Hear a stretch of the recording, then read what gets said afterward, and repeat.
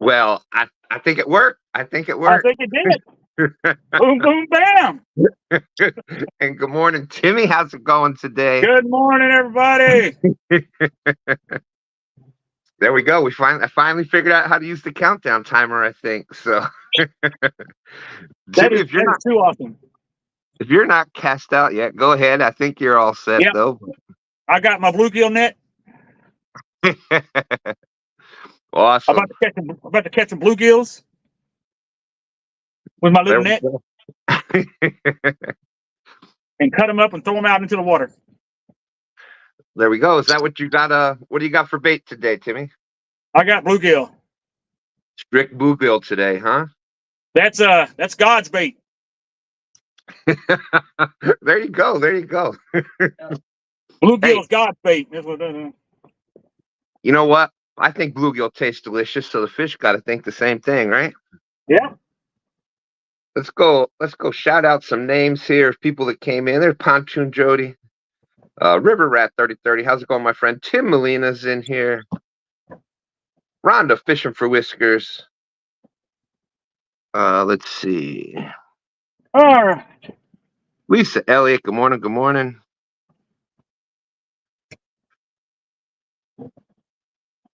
Boy, definitely time to get the glasses. Rhonda Fishing for Whiskers, Tim Molina. There's Donald Long. Oh man, Tim Molina talking about a cinnamon roll. I could go for a cinnamon roll right now. Oh. Rhonda says, wet cinnamon roll. Rhonda says, I have cinnamon brown sugar Pop-Tart right now. I'd even take that right now. Yeah, especially if you've got coffee. Some Pop-Tarts are pretty good dipped in coffee.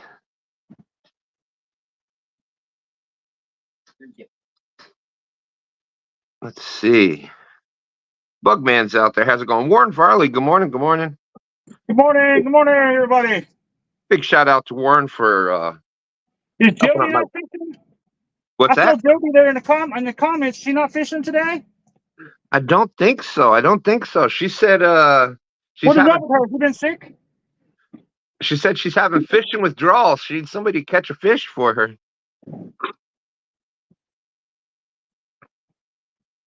Let's see. What is that saying? Just finished watching.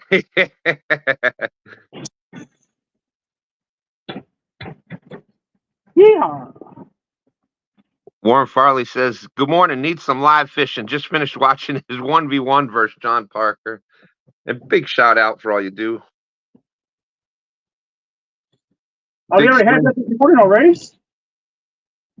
I think they had that when was he down there with him? That was a little bit back. Unless they did another one.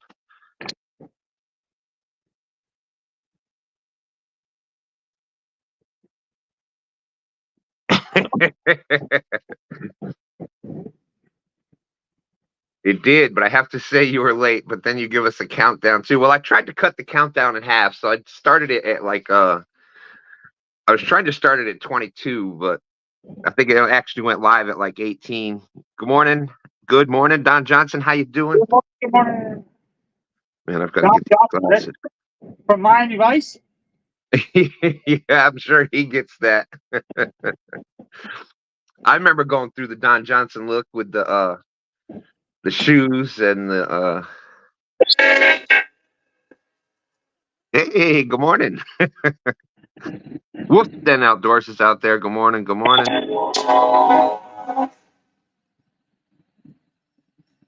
There's can't hold the trains down.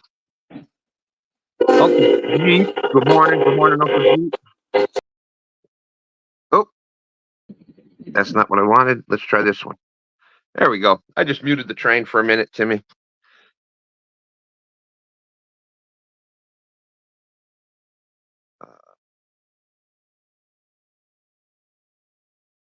Uncle Jeep saying it's cold in sunny Arizona. Gigability Don't Ask is out there. Good morning, good morning. Fish on, Ed Evans. How's it going?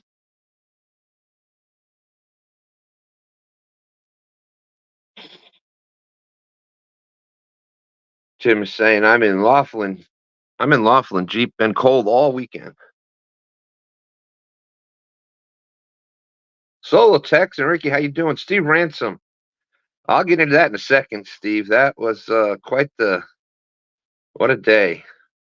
Not in a good way either. Downtown Ernie Brown, how's it going, my friend? We're almost there. We're almost there. Shirley T, good morning.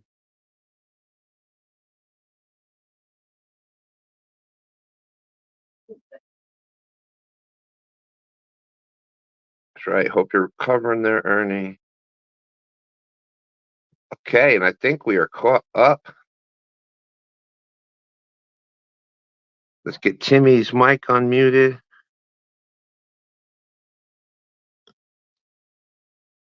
There we go. You're back, Timmy. Okay, we should have Captain Morgan joining us. Oh, hold on. There we go. Now you're back, Timmy.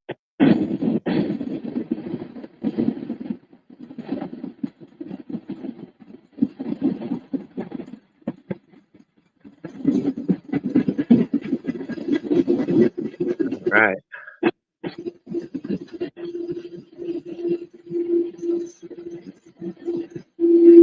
Yep. Well, Steve, you were asking about yesterday. Oh, we did the local tournament here, and just a rough day. Not for everybody else. Everybody else apparently had a good day. Woo, all right, train's coming. We just couldn't get on. We just couldn't get on the fish yesterday. Well, yeah. It was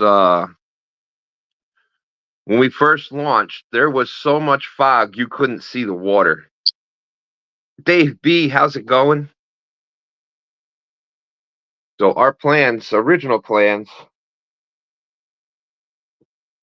we tried to get down to where we wanted to go to and couldn't get there. We caught some fish, but we've been catching 50s and 60s past I don't know how many trips out. But yesterday we just we had changing conditions and the fish just weren't where we thought they were going to be. And then when you have that with tide, and we tried to adjust to that, and sometimes we should have picked one spot and just stayed there. It's probably what should have happened, but we kept trying to adjust, and sometimes that's not the right answer. Off the hook. Good morning, my friend. Good to see you. I know you've been doing the hunting thing. Big shout out. So you had a live with another guest there, and so I hope hunting season went well for you. I did, and I was hoping JG is going to come up today. I saw he caught that 50-pounder yesterday. I was checking in and out as we were in the tournament. Yeah, it's always good to check. If you haven't checked out Off the Hook Outdoors, got a great channel over there. Does a lot of hunting, fishing, stuff with the kids. That's what it's all about. Angel Honeycutt, what's up from the husband and wife team from St. Louis, Missouri? The Honeycutts.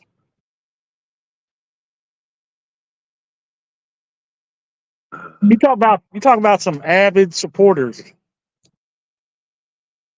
The Honeycutts from that man, they're like in every single show, I think. Absolutely, I agree, Tim, and have been there for a long time. For a long time. And that stuff means a lot. Just having people show up and chat, and you recognize the names out there, and they've been with you for a while. That we really appreciate that.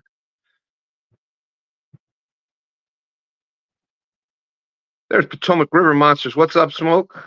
Small Water Charters. Got We gotta get smoked back out here on the water on Sundays. I know. There's Greenwell fishing. He's been on a roll lately.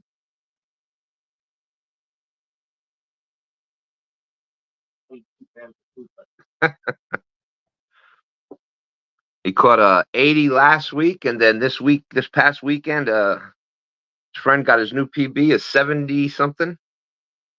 Nice. You know, I'm probably a little different with you know, I believe that there's like classes of fish, you know, and like it's an 80-pound fish, 85-pound. You know, I don't really get into the point this, that, but because it can change so quick. You know, first a fish burps up a gallon of water, it's still going to be that gigantic, you know, 60-inch long fish, this big around, but the weight's going to change. The weight can change within minutes. Mm-hmm. Well, thank you, Jeep. Jeep said, STANday is a Sunday morning tradition in this household.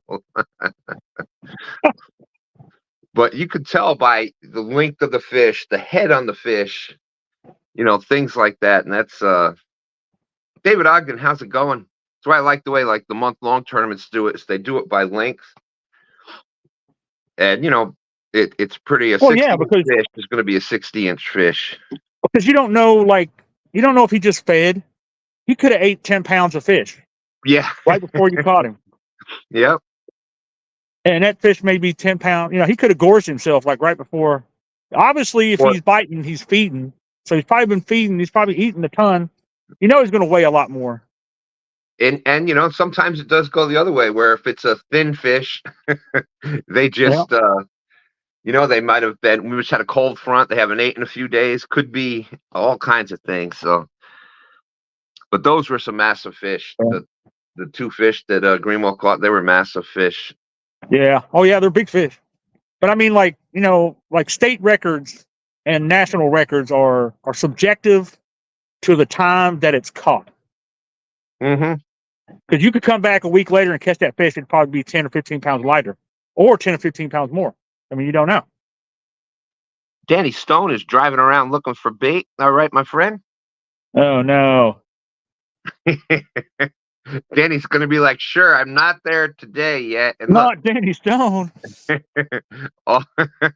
Nobody else is fishing. Last week, had all kinds of people up fishing, and Danny's here. But it does seem to be, as soon as Danny shows up, there's at least a 20-pound fish being caught. Oh, yeah. Fish Sean, Ed Evans is out there. Good morning, Ed. How you doing? Yeah, I'm in a different spot this week. Here normally during the day, there's not ever much caught. Like at night, though, this place is usually on fire. But I want to give it a try just because it's like really rainy and nasty today. So I just kind of went to the easiest spot that I could get to, that I could put a canopy up. Yeah, it's a perfect day to try it. That's for sure. So we'll give it a try. You never know. Every once in a while, you get lucky, you get something to bite out here during the daytime, but not too often. They're usually, like I said, I'm usually the last few Sundays I've been on just on the other side of the river, right straight across. Yeah, I remember you last week. You were pointing that out. Yeah, straight across, and it's like that's because the channel, the current is actually closer to the bank there than it is here. Here, it's like the channel is quite a ways out there. You can't hardly cast to it.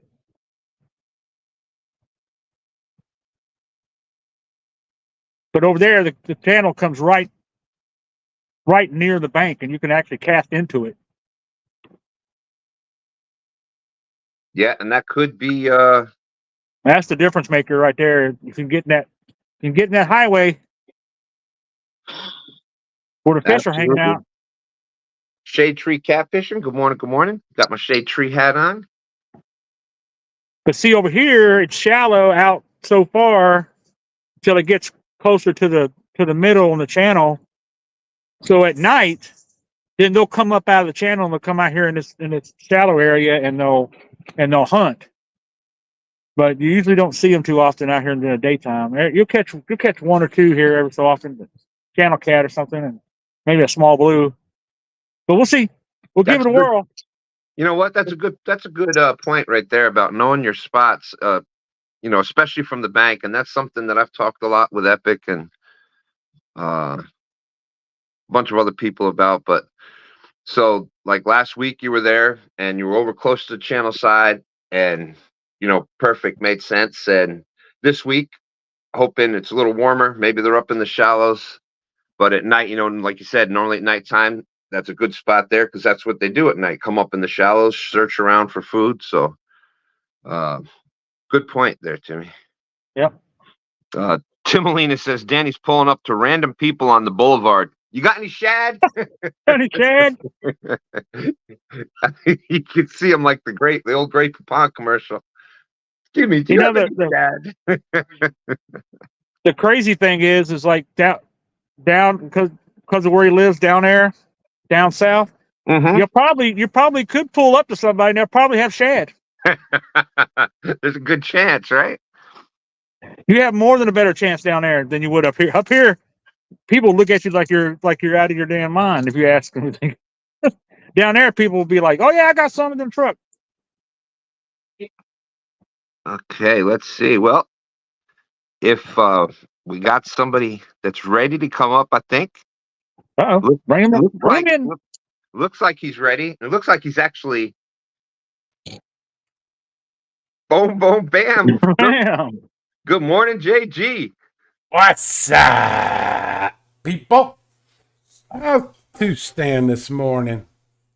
I'm doing all right. How about yourself? Well, we're just getting over boat lag, from being in the boat all day yesterday. You have to get your you gotta get your sea legs while you're out there. That's right. And you were out there crushing it yesterday, my friend. I don't know about crushing it, but I was doing my thing, I was trying to win a catfish tournament. Absolutely, and I was trying to. Did you see what Smoke wrote right there? The Potomac River Monster Smoke said the police raided my house last night, confiscated my rods for lack of use. That's not a good thing. That's not a good thing. The DNR came and took his rods and took them so they give somebody to use them. That's pretty bad. River Rat 3030 in here. Congratulations, people. There's Rhonda congratulating you for the 50-pounder. That's right. That was a beautiful fish. Yeah, that was a trophy catfish for Lake Wiley for sure. I'll tell you, a 50-pounder is a trophy. I don't care where you're at. 50-pound catfish. Granted, in some waters it's easier to get those than in others, but a 50-pound catfish is a trophy anywhere. And then especially in a lake or something where there's not as many of them. That's quite the feat. Well, that was awful fun, and to watch Tony Harrison's reaction to that fish was hilarious. I was trying to check in and out. Like I said, I saw you catch your first couple of them there. Yeah, some dinks. And then you were adjusting, and I saw Austin catch his, and yeah, Austin was catching some good fish. I thought he did the right thing. Oh, yeah. By throwing away that second 20 because he was pretty close to right where we've been catching all those 50s and 60s that we've been catching the past week or two. So there's I guarantee you there was 40s, 50s, 60s in that area. Yeah, it was like about 20 or 15 minutes to go in the tournament. And I caught like I still hadn't, weighed a second fish. Yeah. And, we were getting down to time, but it seemed like maybe I had 27 minutes, but I had caught a 5 or 5 pound fish or something like that. And I threw it back. And, but if I would, it's the what ifs, but if I would have kept it, we would have at least won that day. Tony and I would have. We lost by 0.8 of an ounce. Oh, wow! So who ended up winning yesterday? Fish Sizzle. Fish Shizzle. Fish Was that Sizzle, that guy. Fish Sizzle and Bobcat? Were they together? No, it was Fish Sizzle. I think they teamed him up with Doug, which was Doug. he was Okay. fishing over there on Kerr Lake with Yeah. Catfish Regulator, and so they had people. It was hard to keep up with as far as like, but we're just having fun. It doesn't matter who's what and doing what. We're just having fun, and it was a good day of fishing, and for to get out there and entertain folks. I'm really, really glad that to being able to caught that fish live. I didn't. They asked me yesterday about my PB, and I told them, I said, I don't know. I really don't know because I've caught so many fish, and I said, but we'll just call it a PB. How's that? There you go. We kind of did that with when we started the YouTube channel. We just kind of said, okay, now that it's live, anything we caught before doesn't count. So everything from now on is a PB. Mm-hmm. Yeah.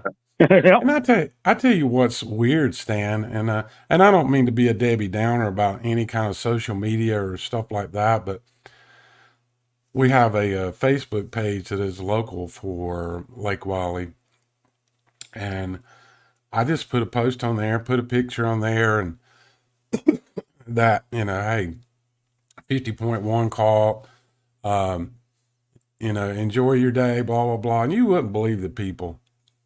Oh, I don't think that fish is this, and this, and I don't think this fish is this. Oh You my gotta God. be kidding me. I know. So Yeah. what did I have to do? I had to go to YouTube, clip out the video of where I weighed the fish, and put a link into that Facebook post so that people could watch me weigh the fish. Bless their hearts. It's one thing if somebody puts up there, hey, I didn't have a scale, what do you think? Or or if the person is legitimately like oh, I got this 50-pounder, and it's only a 5-pound fish, and you're saying, okay, Right.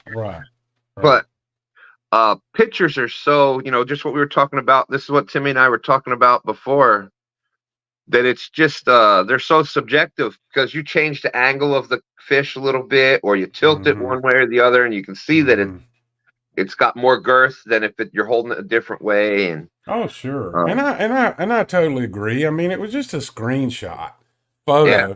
but I wasn't after any praise or anything like that. I just posted it, hey, got a 50-pounder. Isn't that cool? Blah, blah, blah.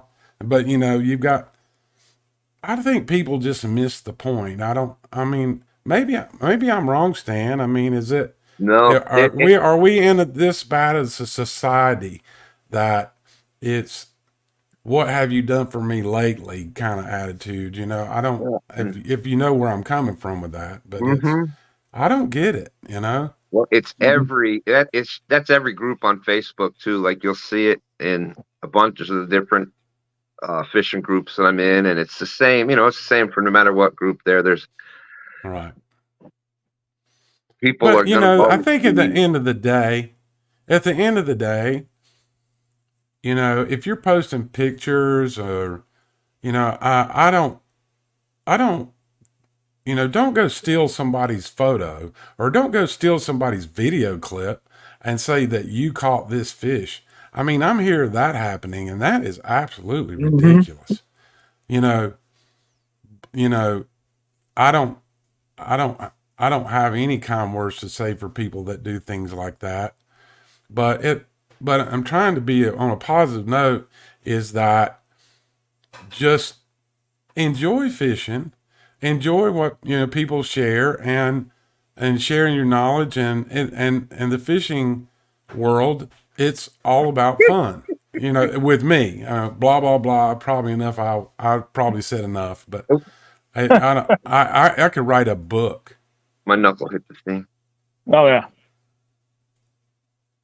Give them a minute, and most of the groups will tell you what to do and what not to do, and which is the best so rod. You're right, and so on. Yeah, that's right. you have dishonest people out there, and they will think you are dishonest as they are. Yeah, that's another good point. But yeah, I try to. You got to have some fun if you're out there doing it. Why be miserable? And B-Hub was saying out there before about somebody questioning the size of a bay striper because the other kid in the picture was at a weird angle, so they thought it was cropped. And sure, I don't. Yeah. Hey, Stan, I'm winning. Look. I know. I saw. Point. JG is at .22 already. Yeah. Come on, Timmy. We got to get. We definitely got to get. We got to definitely get some more people in here fishing because I can't be the only one that skunk. I can't be the one person fishing and then skunk all day. But Captain Morgan wanted the link, so I don't know if you need to post that in the chat for him. Rhonda sent me a message this morning, but I don't know how she's communicating with him. So if Captain Morgan is out there listening, can you want to type in the chat if you're out fishing? Yeah, I mean, it doesn't matter. Heck yeah, come on in. I had sent it to him. Oh, okay. But I mean, we've had STANdays where we've had 2 or 3 people fishing and everybody skunked, but that's okay if we all skunk together. But I can't be the sole. Well, I got news for you, reason Timmy. For Timmy. a zero STANday. You're not going to skunk. I've seen you fish. Let's do this here. We're gonna give her a whirl. It's hit or miss here. Yeah. At this spot. All right, Timmy. I'm fishing now too. So. All right. Wait a minute. Is that Mama's Get a rod out. Uh-oh. Stan's fishing in the studio. Yeah. Uh-oh. I can't wait to see what this is. Drum roll. Yeah, that's usually how the wife's things get broke. Yeah, I'm being careful with it. So yeah, don't throw football in the house, Stan. Yeah, and don't play with your fishing rods in the house. What? Wait a minute. Danny Stone, first spot, cast net, got a deer head and a gallon jug full of baby bullheads living in it. Oh, wow! Only Danny. Only Danny. I think we got Danny on the board there at .22. A deer head and a gallon jug full of baby bullheads. If I would have thrown my cast net, if I'd have thrown my cast net and pulled up a deer head, I don't know how I would react. I pulled an entire bicycle out one time cast netting. Mm-hmm. Didn't Jody catch one of those toaster ovens one time? Pontoon Jody? Was that her called the Easy Bake Oven? Y'all remember that? I promise that you can't make this stuff up. No. No, I don't remember that one, but it could have been. Yeah, it was the Easy Bake Oven. Dan and I were just talking about it yesterday. Dan and I were out the one time, and we ended up in the gill net. We got an entire duck blind in different pieces. The time we ran the whole net, it was in a whole duck blind that we had pulled out of the water. Wow. I wonder if it just washed in, or I wonder if that area used to be dry at one time or something. They down here, what they do is they've got them actually out on the water in the river. Yeah. And they do. They do that up here too. You take the boats out. You take a boat out to it, but yeah, it just I don't know whether it was in the flooding and it washed it up or what had happened, but well, a whole deer net. There was another time I caught. It was back during the COVID thing, and it was where a case of toilet paper. That was the weird one. A case of toilet paper, wrapped in the plastic, so it was disintegrating and stuff in there. So yeah, obviously you weren't able to use it, but yeah, a whole, like 24 pack of toilet paper, Scott. Yeah, I caught that. Hey, it's like $37, man. Yeah. How'd that end up in the river? Somebody must have been loading it on their boat. Yeah. Had it sitting on the edge, and it just went on. Yeah, if the toilet paper crisis turns out like anything like the COVID thing did, we're all going to be killing each other over toilet paper. B-Hub said saw a video the other day of a pig float and they thought it was alive and it had 3 catfish flopping around in it. Yeah. Yeah, I've seen that where it's moving on the top and there's just a bunch of other fish and stuff in it.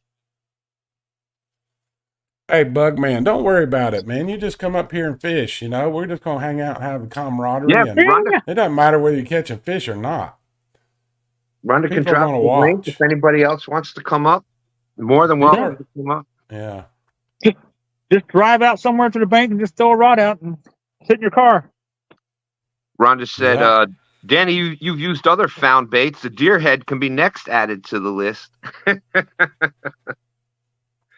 Yeah, Danny with the what was it? The carp, the zombie carp that he used for like 4 weeks in a row. Yeah, that using deer head for bait's going to have to stay in Danny's green room. You don't want to pull that out, Danny. I'm just saying, brother. All right, Rhonda. Thank you. Thank you, Miss Rhonda. Man, Miss Rhonda is on the ball now. I'm telling you, she's a great asset for this community. David Ogden saying smuggling toilet paper from Cuba. Oh my gosh. Tim Molina said, or to Cuba. Yeah. Mad Catter, how's it going? Good to see you. Rowdy Royal is out there. Oh, the goose. That's right, the goose. Danny Stone with the goose. The goose. Morning, Skull Rush. Good to see you, my friend. Mad Catter was saying it's too cold in Missouri. Mm. Oh, it's never too cold. Yeah, you just put more clothes on. Rhonda sent him the link. Let's see. Wait a minute. Bugman, here's a pretty good one. Oh, Bugman was saying he hated it when you catch a few before STANday starts, then not. It's happened 2 times.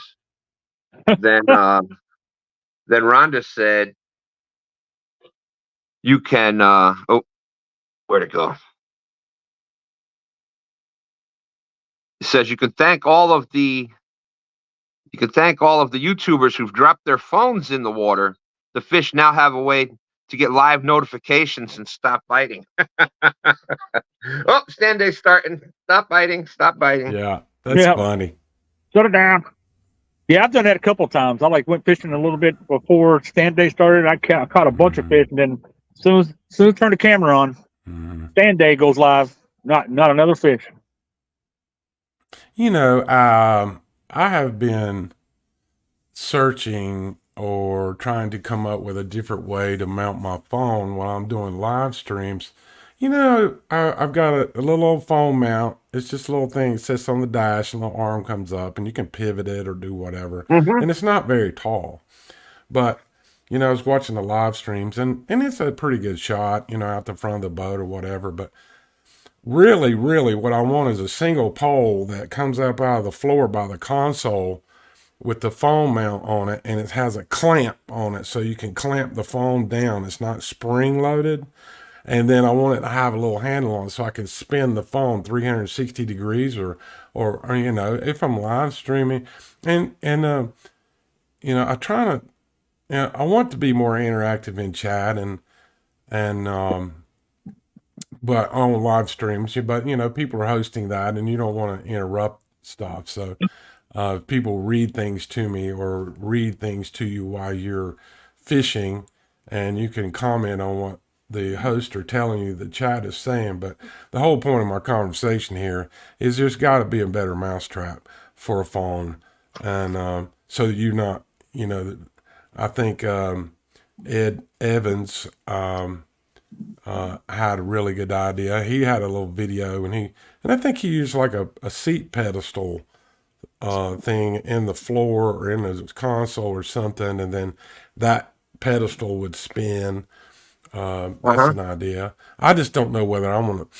I don't care. I can drill a 1-inch hole or something in the bottom of the boat and put something in there, but I just want to come up with something better because on a funny side is that if I'm out there working the rods or doing something while you're live streaming, you don't want to look at my butt all day. Just get the phone in a little better place, So I apologize for y'all. I'm trying. No, and that's the that's why fishing live streams, most of them when they first started were on the bank Yeah. because it's so much easier. You have more room to get different angles and Yeah, you can put the phone on a tripod. And I wouldn't mind using a tripod in the boat if there was a way that I could lock the legs down in the boat.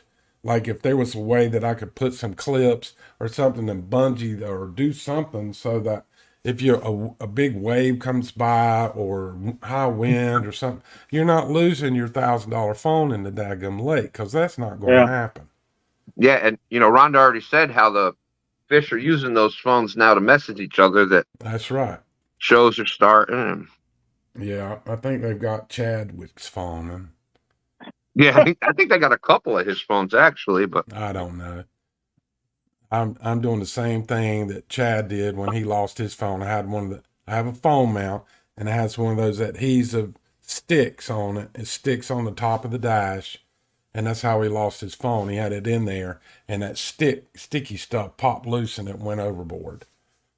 So that's what I'm doing, and I'm just, it's not a matter of when, it's not a matter of if, it's when the phone's going in the lake if I don't do something different. Mhm. Now for the kayakers, they have a lot of nice camera accessories for attaching the phone on your kayak. Well, I watch kayak catfishing a lot. I watch about all his videos when they come out. And he looks to me like just some kind of PVC pipe, and then he has maybe a battery pack or something on the bottom of the camera, and he just sits it down in there and he can spin it and then puts it back in his life jacket. But he has definitely got that figured out. yeah, well, and the kayaks are actually because everything is condensed, so it's easier to get a better shot on the kayak because everything's right there. You get it on the boat and things are a little more spread out and. Yeah, that's true. Yeah. We've got. Well, thank you, River Rat. We've seen some big fish from you, my friend. Go ahead. I'm sorry. No, River Rat doesn't live too far from me. Really? Yeah, I think he just lives about 30 minutes away from me. I need to get up with him one day and there you go. Yeah. let him show me how to bank fish, and I can take him out on the boat. He probably has a boat. I don't know. See, we got Eddie G out there. Good morning, Eddie G. How's it going? 202 says he's on his way to the water.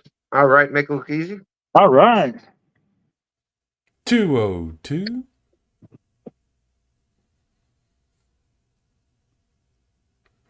Hey, where's Dustin today? Yeah. Where is Dustin? I don't Where's know. my buddy? Where's my buddy Dustin? I think he had some. He said he had some stuff going on this weekend. Oh, okay. Just some family stuff. Nothing. Well, I mean, that's where not a bad thing. Just things to do and stuff. So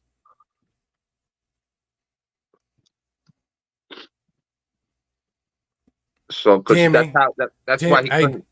Go ahead. Sorry, Stan. Go ahead. Timmy, let's talk about that sawhorse rod holder right there, man. Let's get a close up of that sawhorse rod holder. That's just bad to the bone. Let's get your camera out. Let's go over there and get a close up and steal some ideas. You want to see? All right. Look, that thing's got weight on it, all kind of stuff. You got counterbalance weight. Check it out. Yeah. Some Mad Cat's rods. I got a LED light on the front for like night. Kinda. Has it got a lightning bolt on it? You remember that old commercial where the guy had the lightning bolt on the moped, and he said, "What?" The guy asked me, he said, "Is it fast?" He said, "Well, it's got a lightning bolt on it, don't it?" So all I did was, this is a cheap steel sawhorse from Home Depot or Lowe's. Right. It's like $20. Right. And then those the rod holders are from oh gosh, what's that guy he sells It's like Tom's Wire Forms or something like that. Yeah. Yeah, he sells like bank fishing, like rod holder stuff, and then those are just sandbags like you use to weigh down your canopies and stuff, Right. Right. and they just Velcro around the legs, and that thing will not. They weigh about 25, 30 pounds each, full of sand, and will not go anywhere. What's the biggest fish you hooked on 30, that thing? 35, I think. 35. Yeah. Yep. Yeah. All I did was I need to the thing about it is that top of that sawhorse is like real thin metal, Yeah. and but I need So you did some kind of I need to underbracing? put it the rod holders are starting to kind of like bend back and forth and loosen that metal up. Yeah, So it'll break it. Yeah. I need to put like a piece of wood across the top of that and screw it in, Yeah. and then re-screw my rod holders in so that it's a little more solid. Yeah. Just because it's a little bit thinner metal, but So that's it. Other than that, did the legs like collapse down, fold up, where you can just slide it in the truck real easy? They fold up, and they fold up inside of it in the bottom, so you can just set it. I can just set it in the car, and I love it because you see I'm on a concrete pad, so you can't put no rod holders in the ground here. So the sawhorse is, unless you use a wagon with rod holders, attached to it, this is the next best thing. Just this sawhorse. Right. Plus, I like it because it's right at waist high. Yeah. So I can just walk up there and start cranking down. I don't have to bend over to the ground. Right. And start reeling. I can just start reeling right on the rod holder. So it's almost like being in the back of your boat or something like that. Yeah, that's nice, Timmy. Yeah. I see Warren Farley in here makes a comment. JG has never seen John Parker's rod horse, obviously. Well, Warren, I guess I have it. So I don't know. I don't know anything about John Parker's rod horse, but I will definitely check that out. He was making wooden ones, really nice ones. There for a while. I haven't seen him talk about it or plug it or anything for a long time. He was making them for a long time there. They were really nice ones. Yeah, they basically the same thing. The problem is they're so heavy that you can't ship them. Yeah. As far as to sell them, they cost so much to ship that it would be like a local pickup type thing. Right. Yeah, it's all wood and heavy. Yeah. Mm-hmm. But they're really nice. Yeah, if you have to go back into some of his old videos and stuff, you got to look at them because they're out. He's got videos showing where he makes them, and they're really nice. There's Mr. Dan out this morning. Good morning, Dan. Goober time guide service. So Stan. Did you see Ed Evans' comment here? I'm sure you did. Let's see, which one? Dustin might be working on his boat trailer. Oh, yeah. He sent him some brackets. His bunk board came loose. He's like, hey, you goober. What was it? He fished STANday last weekend? Yeah. I think it was STANday. And the bunks come loose. The bunk came loose, so he had to go back and put it up in the truck and stuff. And so how that goes. Like, you can't work on it unless you're at the water to get your boat off of the trailer. Right. Hey, that when I had the houseboat, but not everybody has the equipment we had to hook the tractor. We hooked the tractor to it and then set a lot of boats, and you'll see them around marinas, they'll set them on styrofoam, set boats off on styrofoam. But I did think about that because, for the home, what you might think of as a shade tree boat mechanic or something like that, that would be really cool to come up with a safe way to maybe figure out how to, winch your boat up, and then you get the trailer out and do what you need to do and then slide it back. If you had some kind of, I don't know, it'd be, hang some winches from some trees or something. I don't know. I mean, that sounds like a dangerous idea. I better hush. But, it We it crossed my mind a few times. We need to work on the trailer. I need to do some work on mine. But I was going to mention to Dustin, if he's listening, he's not commenting, but if he's listening, I replaced the bunk boards on my jet ski trailer and my pontoon trailer with composite boards. Yeah. They won't rot. So when I put the composite boards on there, they've been on there for, gosh, I guess I've had them on there for 6-7 years, but I've never had much luck with wood. Especially if you wrap the wood, most old boat trailers would have, like, you remember that old green or outdoor carpet stand? Yep. And what they would do is they would wrap, get a treated board, and then they would wrap the carpet around that, and then it would be stapled underneath. And then, a carpet is going to wear out, eventually. But I was having to replace Well, boards about every 4 years. then especially, it got wet, so the water stayed underneath the Stayed carpet. underneath it, yeah. And they rotted out. But Retired Rick was asking you where you got Velcro sandbags at. The Velcro sandbags off of Amazon. There you go. Just look up canopy weights. That is pretty much the answer. It's funny. That is pretty much, remember years ago, it used to be, where'd you get this? Sears and Roebuck. It's funny. Then it was Kmart, now it's, Walmart, and then now it's Amazon. Yeah. What did Where'd the you Rain find Man? that, Amazon? Where'd you find that, Amazon? Amazon. Yeah, one of my favorite. I have a friend of mine. He'd come up with all this cool stuff, and it was like, "Where did you find that?" He said, "It's a store." I'm like, I'm like, "Oh, thanks, buddy." At the store. Yeah. Yeah, we did it with some car jacks in our old bay liner. The one time we made the wood jigs for it for underneath and just used some car jacks to lift it up enough to move it off the trailer. But it wasn't easy. That was a lot of work. Yeah, and thinking about a substantial frame or something but really, you'd probably be better off just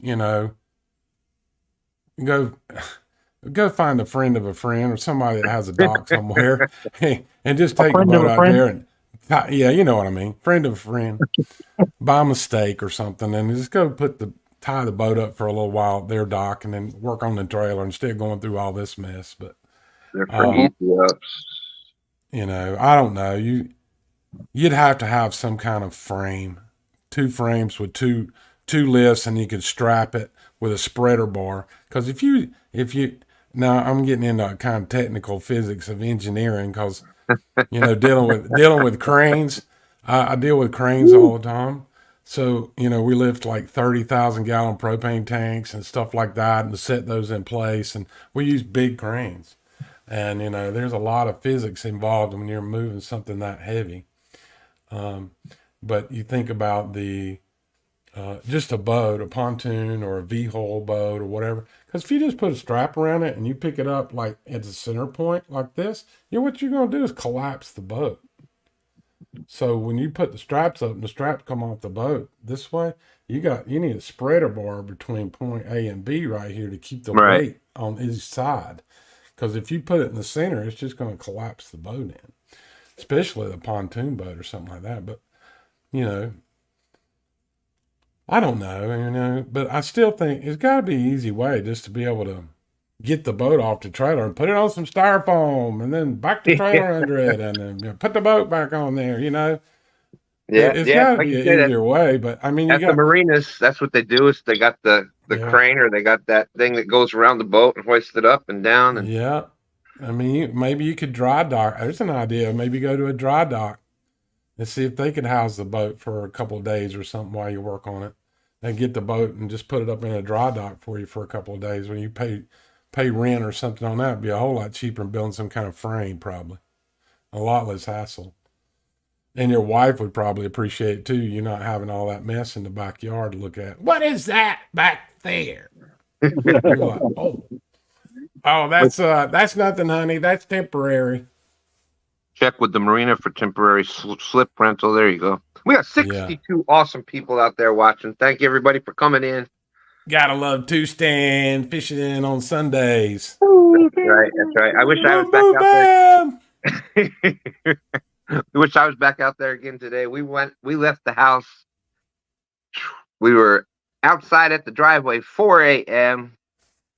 and got back. It was dark when I got back home last night. So I know STANDs was tired. I guarantee it because I was tired when I got home.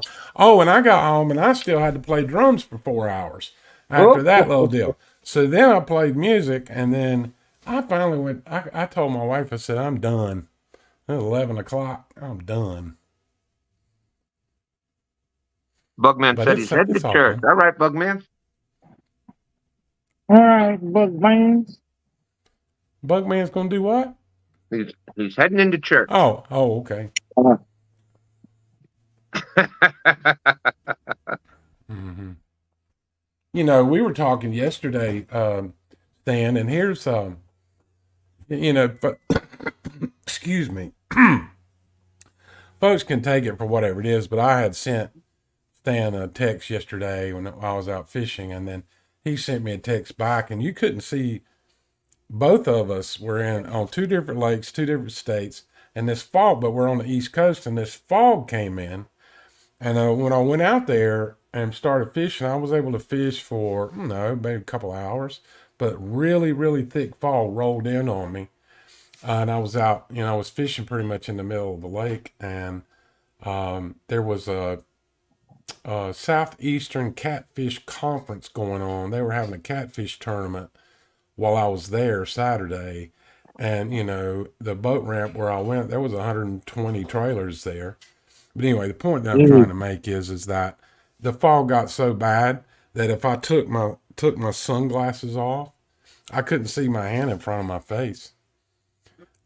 I mean, if you had your boat lights on, nobody'd be able to see you if they run up on you. So I just reeled the rods up and just took the boat, over towards the bank and got about 100 feet, 100 foot or so off the bank and just spot locked and sat there, ate my sandwich.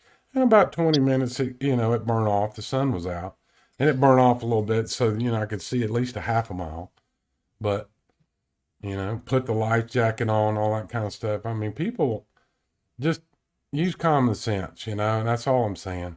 If you got yourself in a dangerous situation and it's dangerous, get yourself out of it or get yourself in a place to where you can lessen your chances, give yourself a better survival chance if somebody were to come up on you. Because if somebody were to hit you in a boat out there, it would be bad.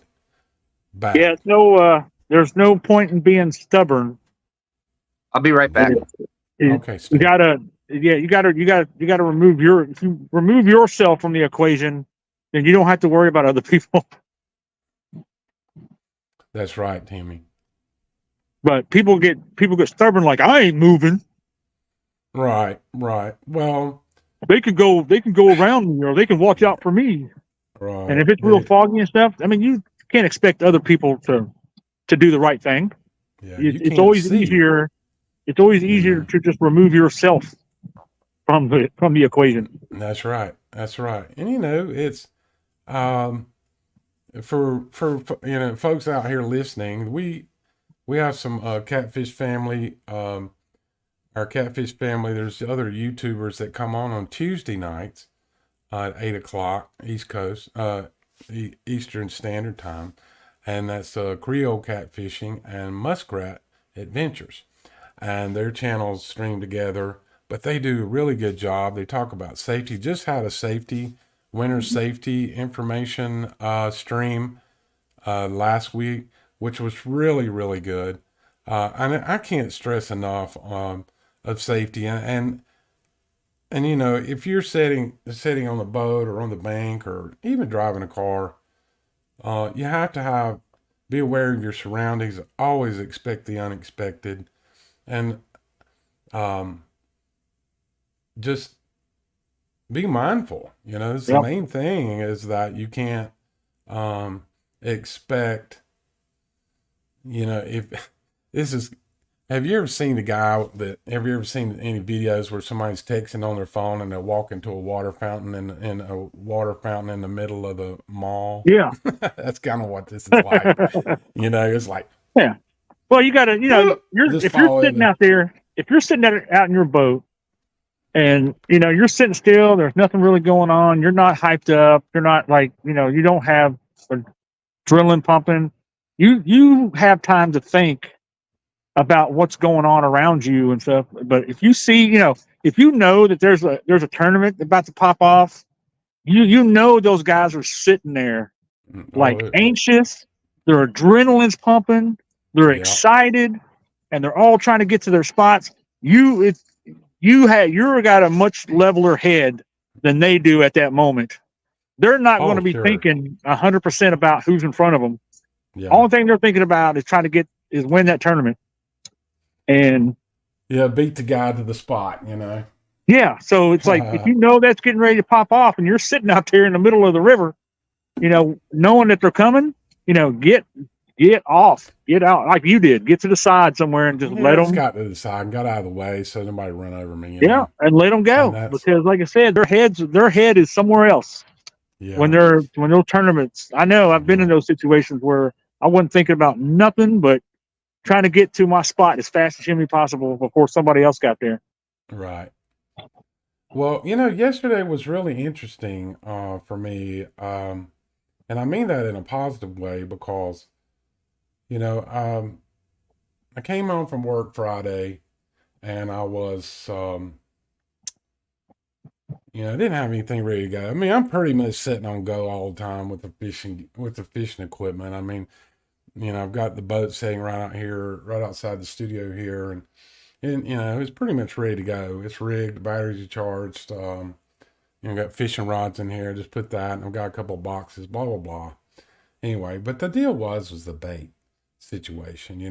It's getting dark at 15 after 5, and it's Mm-hmm. cold and it's raining, and I don't want to go to the local pond or over here to the local lake and catch brim in the middle of the night. I just didn't. I'm tired. I don't want to do that. But anyway, the cool thing was yesterday. Seems like everything's kind of in slow motion, and I kind of compared it to a golfer. So when a golfer, if you slow everything down in your mind and slow your processes down, and uh, when you're going to go fishing or play golf or whatever, I promise you'll have so much more fun. Not Mm-hmm. stress about things, just make an effort. So what did I do? I mean, I just went to the grocery store, got a pack of chicken breast and a bag of ice and a little sandwich. And I was in there for 10 minutes and I went to the river, man. And I went Yep. down there and I went fishing but it was a very calm morning for me. And I went down there, put the boat in. I wasn't in any hurry. Um, I think that would be if I had, thoughts from JG, if anybody really cares. Um, it's just slow down. Yep. Just slow down. I'm. You That's know? that's how I live. That's how I live my life, man. I never get in a hurry. Yeah. I Yeah. never try to rush Morning, to Stan do 3. How are anything. you, sir? I apologize. I have not really been reading chat here. Let me go back and look. Looks like somebody's highlighting a few things here because I sure don't have any Well, controls. it might be. It might be. There's the STANday link. This link, if anybody else wants to come up, I know that we're waiting for 202 is on his way up to the water. Danny said at his last stop, he got a bluegill, a carp, and an IKEA bookcase. Only Danny could get your IKEA bookcase. So Hey, let's Danny, Oh, how much? Danny, how much you want for the bookcase? yeah. oh, I want to pop out of here real quick. I'll get a phone call. Let's see. All right. All right, Timmy. Thank you, One brother. second. You're fine. Well, now down to 2. Yeah, Ed was Oh, making a wait. comment in here about that. But I needed a bait tank. I don't fish enough for a bait tank, Ed. You know, if I was fishing 3 or 4 days a week, then I'd put one in here, you know. But the thing is, my dad has big bait tanks and all that stuff and filters and all that kind of stuff down at his place in Santee. And I thought about, you know, if I needed to do something, if I did anything, catch bait the day before, I could probably do something like Fishing Fever. Little Austin's got like that little 19-quart little bait cooler thing, and just go put some brim or something in that. And I've got a live well, that a homemade 7-gallon bucket in the boat that I can, you know, put those in. Um, but you're right about that, though, Ed. Oh, the man, Stan, number 3, the man. What's up, dude? We lose one anchor and gain another. What's up, son? Hey, man, it is foggy this morning. You be careful out there. We're just having that conversation. It's just as bad as it was yesterday. Wow. Hey, Stan 3, when you get famous, don't forget about me, buddy. All right, I'll try not. Oh, there he went. We lost him. Lord, I think we lost everybody.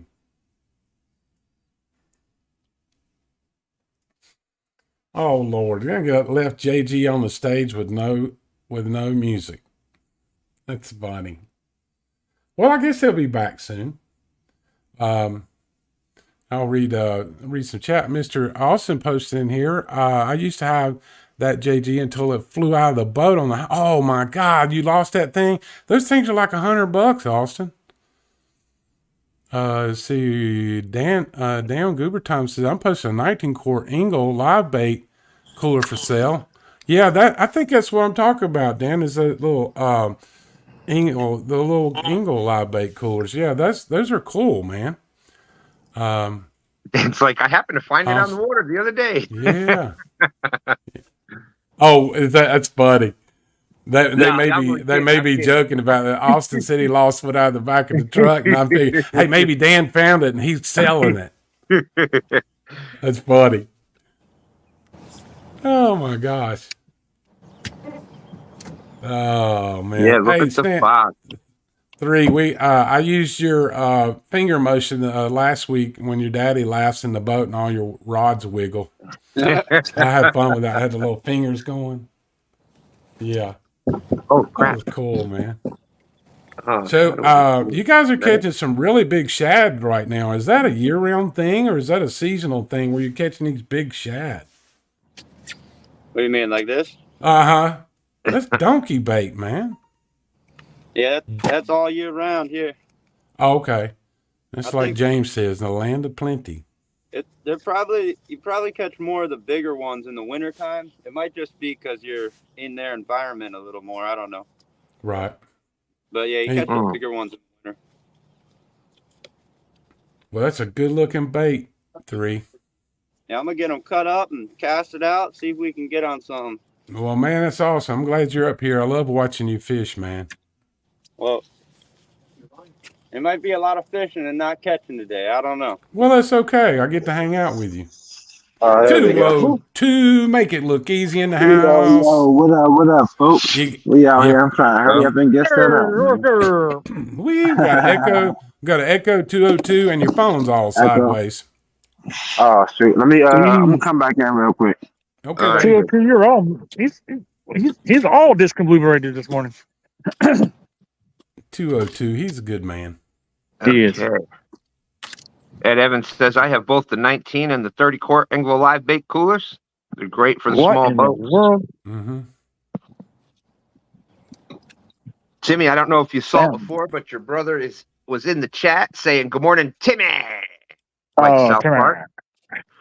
In my best South Park impersonation. Awesome. Fishing Fever said, if Dan found it, he would have needed some duct tape. I can promise you that. That's funny. Man, those things are pretty heavy. I can't believe it blew out of the boat. Of course, whatever, you know. People at restaurants and stuff always get a kick out because they always like, can I have a name for that order? And I'll be like, Timmy. That's funny. Yeah, get that. Where is that? It's like Arby's or something. They always ask for your name. Yeah, they do it about Yeah. everywhere now Yeah. because it's no longer fast food anymore. Because I can't remember the last time I actually ordered in the back and then pulled up front and got my food. Most of the time now it's you order, you come up, they give you your drinks, and then they tell you to go park. Yeah. I think And that's that's how it happened is a most bit. places. Yeah. I'm like, what happened to fast food? They used to have it done by the time you got to the window. Yeah. Yeah. And they You're don't right. do Well, that anymore. I think it's because of the lack of help. They just don't I have enough think, people. yeah. Well, I stopped at Burger King this morning and grabbed a sandwich, Mhm. and yeah, the girls in there they were like, well, it'll be just a minute. We're short staffed this morning because What's up, they have people call out like every day. It's Yeah. amazing Yeah. Oh, how sure. Yeah. people. It's amazing how much people complain about not having money, but then they don't want to have to go work. Like they'll call out 2 or 3 times a week, and then wonder Sure. why they ain't got no money. Well, that's because they ain't never been hungry. 202? Your phone is still we're still getting a sideways picture on you. You got him in backstage. They've never, I guess they've never sat in their living room on a pair of lawn chairs and a Eric Elders out there. and a cardboard box for a coffee table. Yes, sir. I've been sitting in the middle of my living room before on a bucket. That's all I had left. Yeah, I remember when I first got married, we had our first son. That's all we had a mattress on the floor, and we had in the living room we had a little TV stand that you could get like at Walmart for like $10. Mm-hmm. I think it actually was one of those little TV dinner tables. We had like a on little wheels. Yeah, had the fake wood. Had the fake plastic wood on it with a little handles on it. Oh yeah, and had a little. We had a little. We had like a little. I don't know, a little 20-inch TV on it. The big ones. Oh yeah. And we had 2 lawn chairs and we used the box for. We had a box left over from something, but we just closed it up and used it for a table in between the chairs. Isn't that something? Austin, that's what we had. Austin, if you're not busy, man, can you come up and hang out with us, Austin? Yeah, absolutely.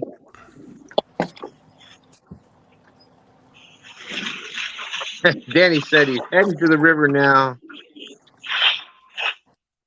What y'all got for bait out there? Hey, I'll be right back, Stan. All right. The big difference today from what it used to be is that years ago we used to get married young, early, and we didn't have nothing.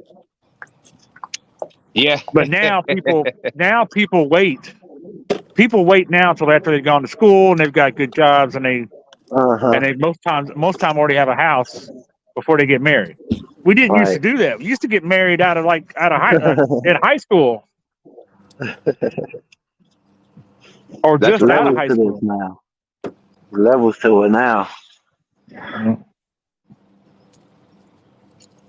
Let's see. Cool Cat saying could not make it out on the water this morning. I hear you. I couldn't make it out of bed this morning.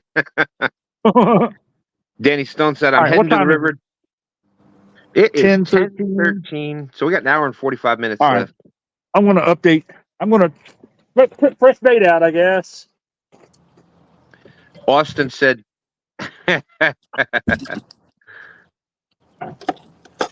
on today's episode of Back in My Day, we got Art out there. What's up, Art? 1 tonner for life. Oh, yeah. You see what Austin's posting? He's always got something comment for us old guys. Well, that's because he is younger than STANday. I'm just pointing that out there. Yeah, we'll give him that. Yeah.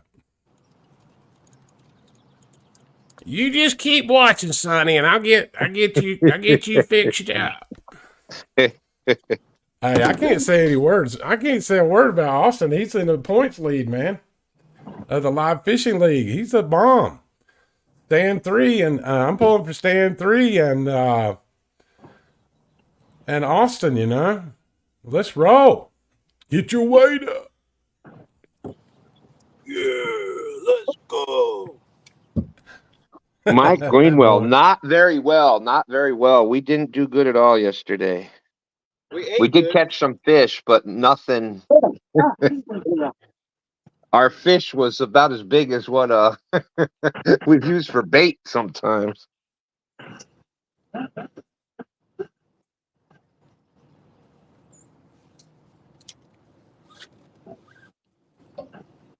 Now, did anybody get any of those Chaos 60s for Black Friday and stuff, man? They're like half off. No, I missed it. I got 3 brand new ones, the black ones, man, for like $49 each. Then I got like another 15% off with the Pissy Fun discount thing. Yeah, there you go.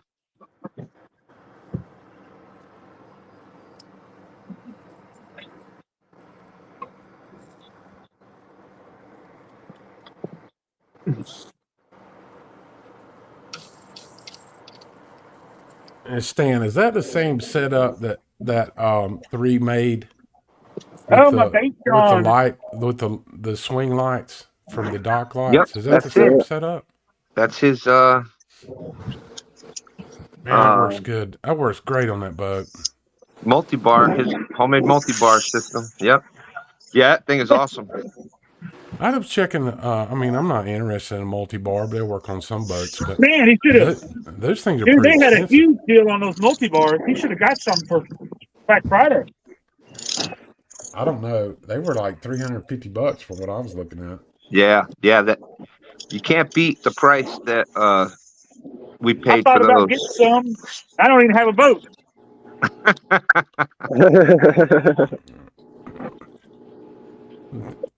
I don't know, Timmy. Having a boat's a lot of expense. He made those from pretty much the stuff that been collected. He had gotten the arms from some jobs. What's that? Yeah, well, the things were the loading dock, the swinging for lights and stuff like that. That's what part of it. And we had some of the heck.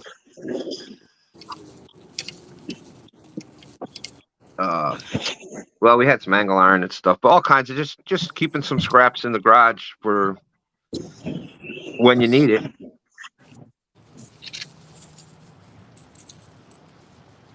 There's Timmy says Kelly says, Timmy, you have a boat here.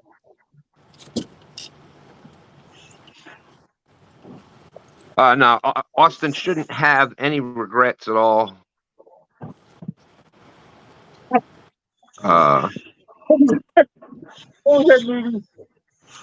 Where a dude had that tattoo across his head that says regrets. Yeah. No regrets. No regret. He's like, not even one letter. Yeah. The movie, yeah, the Millers. Yeah. For what the tournament was yesterday, you had to decide if you wanted to count the fish or not. And it was only 2 fish. You're only allowed to weigh 2 fish. Austin had already weighed a 22-pounder. Well, it was actually 21 point something, but I'm going to say 22. And then he caught another, probably a 20-something pound fish. But there was a good chance. So that was way in the beginning, I think, like in the first hour. So there was still 4 or 5 hours left of fishing, and the chance of catching a 40, the chance of catching a fish bigger than that in the James River is pretty good. So he was fishing in the right spot to catch a big one, and it just didn't come through. The tides at that point. Oh man, the tides at that point of the day yesterday were just not working in the right favor, but yeah, you had to at that point. Now, if there was only been like an hour left or hour and a half, would have considered keeping it, but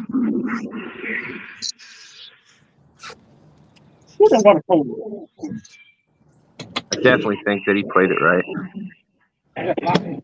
Yeah, that was the big what if. You know, I had the what ifs yesterday.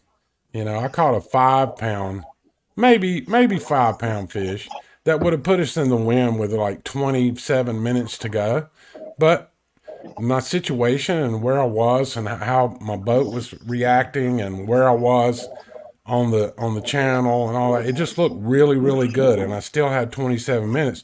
So my thinking was, I mean, I ought to be able to pick up a 10 or 12 pounder here, when I weigh that. I just didn't want to dink it out, and but I still had a good time. Man, I went out yesterday and got a good skunk it out, so I'll be happy with that. I went out to 2 spots. I tried up Georgetown, and I tried kind of on the Maryland side, and neither one of them. I was out there for about 5 hours.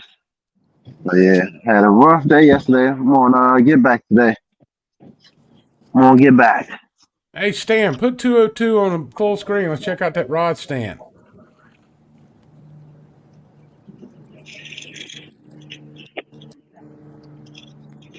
I just got this off of Amazon. It's not bad.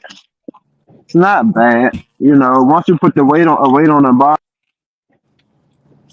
down too, so it's pretty good. It's pretty good. I would like it to be a little taller, but other than that, it's good. What is As that? somebody said earlier, you don't have to bend down to get your rod, so that would be helpful. Well, that'd probably be really good for. Is that to where you're going to use it right there, 202, with the rods laying across it like that? Yep. Okay. Interesting. Yep. I haven't had, Get your any phone problems. and show me a little close up. What is that going across the water right there? Is that a stick? Oh no, What that's a herring or something.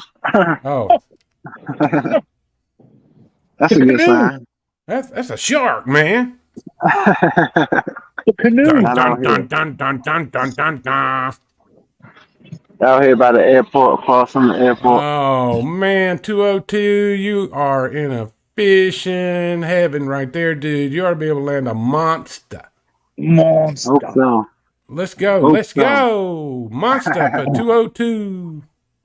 Oh, we got a new one? Oh yeah, but that's the rod holder though. Let's see what you got here. You got spikes on the he's got the bottom little thing. sticking to the Okay, I see ground. now. Look at that. That's the whole 1, 2, 3, 4, 5 in there. And the counterweight is lower, so is the line. So it don't really come up off it unless I have a big one and my drag set too high. Other than that, it works pretty good. And you fish for catfish mostly or carp? Yeah, mostly catfish. Okay. Yep, Well, mostly cat. I think that would be a really good setup for if you had a high winds.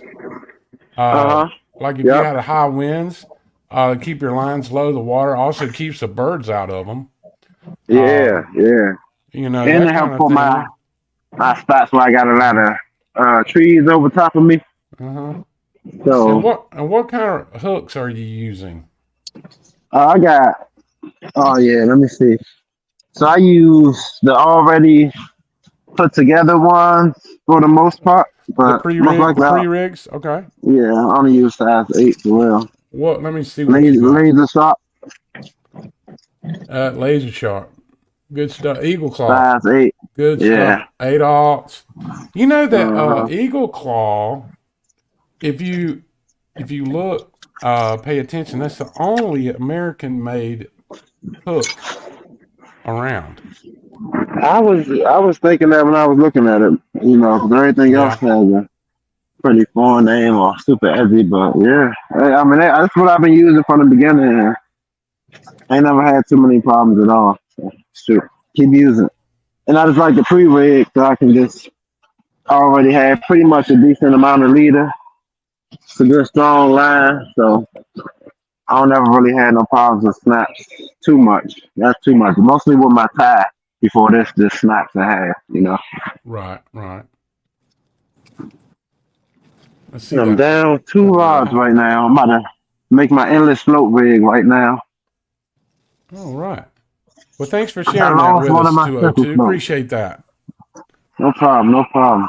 So, and then what's the common answer there, Stan? Where'd you buy that? At the store. Who got it at the store? That joke was funny. There we go. I Yeah, see you know, this before. highlighted comment that that's on the screen right now. Yeah, you're right about that, Austin. You know, it just depends on the rules. You know, um, Yep, back it's when crazy, isn't it? Mark Catfish and Crappie started doing the 1v1s a couple years ago. I actually caught the biggest fish, the most fish, and the smallest fish. And I just lost. did it. I just did it and lost, and I just did it in the wrong order. I caught the big fish, and we were supposed to catch small fish. Gotcha. Oh man, that's tough right there. So every hour was a different thing, and I caught the wrong things at the wrong time. Which for me, being the king of targeting fish.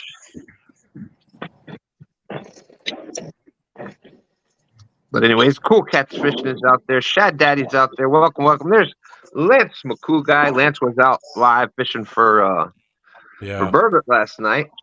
Yeah, I saw him out there last night, Stan, after I got off the drum kit. I know, but man, I tell you what, I don't know. I strained my left eye or something Friday afternoon late, reading. I was reading, and then I felt it in my eye. My eye just like, it's just something like popped a blood vessel or something. My eye was like, you gotta be kidding me. What now? Be careful, JG. And We're giving Austin more bait there. You know, more ammunition. oh, is that what it is? Hey, let me tell you this old That man eye is story funny. here. That is funny. It's funny. So, but anyway, What's up, so Parker? my eye was hurting. I was gonna get up and say hey to Lance or whatever on my iPad last night, and I just like, you know what? I can't even hold my eyes open. I'm going to bed. But Lance, I promise I was watching you, buddy. You know what happened? It's because you can't magnify the letters on the book like you do on the phone screen and on the laptop. Yeah. But that's what happened, man. But you know they actually got something for that. You can put in front of your book to make the letters seem bigger while you read it. Just so you don't, have another eye incident, man. Worry about our old people eyes. There you go. Yeah, Be I was cool. gonna say, tell me you're old without saying you're old. I hurt my eye reading. Come on We now. got we've got one of the river rats in here. We've got Mr. Parker Pursuits in the house. Talk, what up, Morning, man? Mr. Parker. What up, Parker? Let's see. Oh, hey, Yeah. Stan. Oh, okay. We got a nice little crew. Hey, Tom, how are you, sir? I was thinking What's up? about so yesterday I was weighing that fish, Stan, Uh-huh. and I had like this PC Fun boga type grip, the scale on there, and you just hold it up. And Yeah, anyway, I saw it. Yep. so I was holding up that 50-pound fish yesterday, right? And I was watching that video clip yesterday. I was just shaking, right? I was shaking a little bit. I was like, boy, you can't even pick up 50 pounds without shaking. And then I was watching Jerry Parker. He was weighing his 64-pound fish. He held that thing up there like it wasn't nothing. I thought, that's it. That Jerry Parker will rip your head off. That's all that mountain goat fishing that he does. I know it, man. That boy's stout. I'm telling you. I don't know what he does for a living, but I guarantee he's lifting heavy stuff. Thank you, Tom. I appreciate that comment. That's awesome, dude. What's up, Doug man? and Catfish Regulators was down there on Kerr Lake yesterday. I believe that's where they were. If he wasn't I thought he was going to fish the dock. I don't know, but they were on a bank somewhere. Tom may know where they were. Somewhere out there in the Kerr Lake area, or Lake Gaston, as I call it. Lake Gaston. Oh, Lord. Danny, we love you too. Yes, there's 2 river rats in here. You guys are legends. We have 2 river rats in here. Danny That's Stone's in the house. In the house.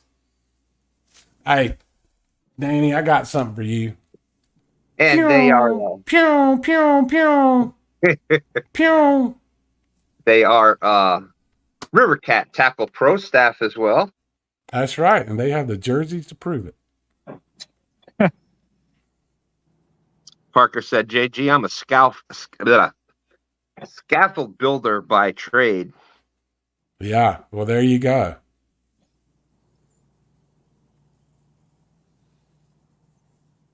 Yeah. No, I say he You does know, mountain goat fishing. He does mountain goat fishing. yeah, Important fish, though. have you seen some of those scaffolds that they put up on those high rise buildings that go up like way up there? Yeah, I mean that takes Oh some yeah. time to assemble all that stuff, and that's some heavy stuff. I mean, I know they have equipment and stuff, to lift things up there, but you're still dragging stuff off of forks or whatever to put it. I've put scaffolding together before, and that's not lightweight gear at all.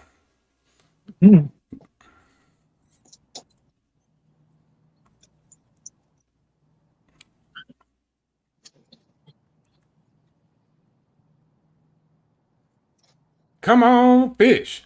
Come on. Got to get something STANday. going here. STANday needs a fish. Something. It is slow. It is a slow bite. It's a slow bite right now, but I'm telling you, you're going to catch some big fish right now. It's a slow bite, but bigger fish.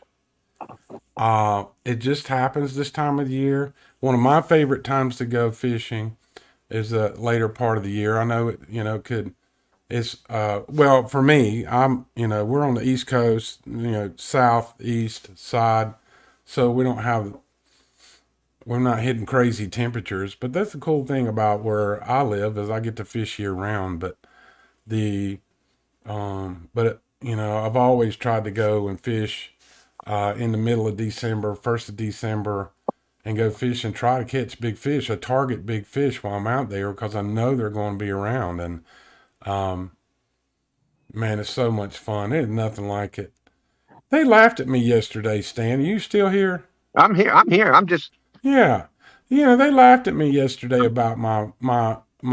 So I was fishing. I have these old, I don't know what year they are. I've had these rods forever. I have these ugly stick tiger rods. They're 8-foot Uh-huh. rods. But I'm Oh, yeah. telling you, man. So that's what I'm drift fishing with. But what I really like about the 8-foot rod is Oh, that it's so flexible and flimsy we that lost school too. No, keep going. when the fish pick the bait up, they don't know it doesn't have any resistance to it. So when the fish comes in there, so I'm running a suspended bait, and when the fish comes in there and hits that bait, that rod's so flexible that fish, I get way more hookups on that rod because of the flex, how sensitive or the flexible tip is. Because when the fish hits it, he doesn't know that he's not getting any resistance. He's going to take off with the bait, and that's why I've used them for so long. My dad's used those for years and still use them to this day. I mean, would I like to buy some more rods? Of course, I'd like to have some newer rods, but and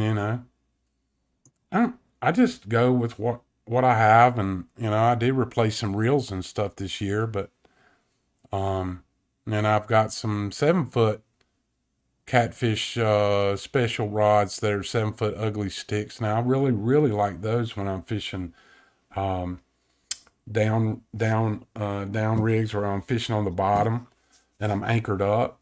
That's a really good set rod. That rod feels good when I don't use the 8-footers when I'm just throwing out baits and anchored up. Yeah. I changed rods. I go to a different setup of my rod lengths and the rods and for my hookup ratios with that. The 8-foots are too flexible to fish that way. And, it's a lot of people may not know that, Stan. That you have so many different variations of fishing tactics, rod lengths, rod weights, leader Exactly. lengths, Right. on and on and on about how you're going to fish. Whether you're going to fish from the bank, is it windy? Is it not windy? Is it cold? Is it not cold? Is it you're going to fish anchored up in the boat, or this That's a good it's point. just years and years and years of doing it. You Yep. guys And got so many things out there, and Yeah, you can use it. This is like my analogy. You can use a screwdriver to hammer a nail in, but it wasn't the right tool. Correct. You know what I mean? You can use a egg sinker and cast it out and leave it on the bottom, but that's designed for drifting, suspend drifting. Yep. So you can use all the tools to do whatever, but there is a specific tool for a special job. That's right. It makes a big difference, you know. And STANday, super smart fisherman. You can pretty much take his knowledge to the bank. For those that are out here watching and listening to what we're telling you, but STANday, very good fisherman. His dad's great. All these great guys in here are great fishermen. But yeah, again, going back to what I'm saying is that just having that setup that you're confident in. I think it's more about your confidence than anything as far as catching fish or, are you confident in the area where you're fishing? If you throw your, here's a really simplistic way to look at something. So you have your fishing rod, one rod. Let's just simplify it. One rod. You throw the rod out. If you say we're standing on the bank. Okay, we're standing on the bank. We get the rod, we throw it out, and the line does this. It gets a lot of slack in it, or it goes right to the bank. Are you really going to sit there and watch the rod and your bait rolling up in the waves over here on the bank? Are you expecting to catch a fish? And common sense to me is like, no, you're not. We're not fishing for flounder here. We're going to catch flounder in the surf, but this is not what we're doing. We're catfishing. We talk about catfishing on this show for the most part. But if you throw the rod out there and you got a good solid line, it's going out, and you think you've got the baits in the right place, if you have a ledge or whatever your structure, understanding kind of what you're fishing, whether that's rocks or muddy bottoms or structure, wood, and understanding that, is your presentation look good? And if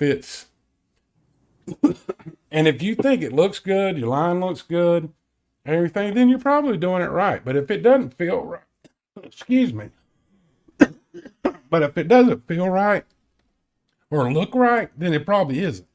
I'll be right back. All right. So Parker said it there about the ugly sticks. Ugly stick catfish special rods for years overloaded those poor rods, slinging heavy weight, but they always held up. PB came off those rods, and most you can catch just about any fish on just about any rod. I've got 4 of them out right now. But when it comes to like 8-ounce sinkers. Mm-hmm. 8 and 10 That's because STANday, you're a special tool. The special tool, not just a special. You're a tool, all right. You damn right. Hey, wait a minute. I think me and my wife might agree that me and Stan are good tools, but we're high maintenance.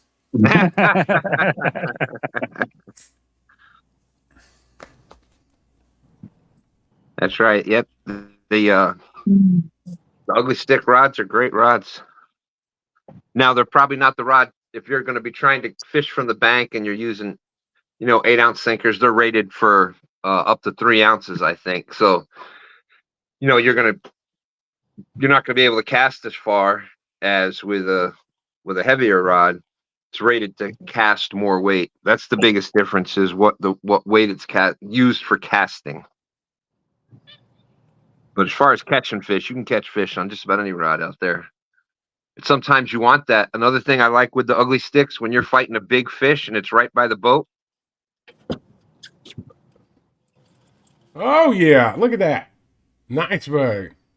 Nice rod bend on that bad boy. Oh, yeah. Check it out. Oh, there we go. Finally. See a fish caught. Yeah, that's a nice. Looks like STANday got one of them 4,000. Yeah, he's got a little bit of bend. Reels. You got a little bit of bend on that rod. Y'all are all right. There's an ugly stick and some current. Yeah, that's what they were doing to me yesterday. They were telling me that that I was fishing with an ultralight rod, and I had a 50-pound fish on there. Oh yeah, y'all definitely got a chance. 8 pounds. Less than that. Woo! But I tell you what, that's a good looking rod, man. It makes for great camera action. Oh, yes, Lord. Look at that boy. Nice. That's Skunk buster. That's a skunk buster, and that's what I'm talking about. Heck What's up, yeah. Miss Fletcher? What's up? I'm gonna call him STANday skunk 2.2 buster. pounds. You're gonna call it what? 2.2 pounds. That's All right. Good guess. Good guess. 2.22 pounds. I believe that fish should go 7 pounds all day. I don't know. He got a big old belly on him though. He does. He is stuffed. Well, I tell you what, if I was Check him out. Pretty. Got some mud on him.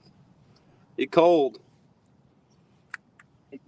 nice looking fish. See what here? Ah, little kitty. Say hello to my Kitty little cat. friend. I say, hey, Mr. Stan. Hey, Mr. Stan. See how he was holding them upside down like that? That's Yeah, it takes all that craziness out of them.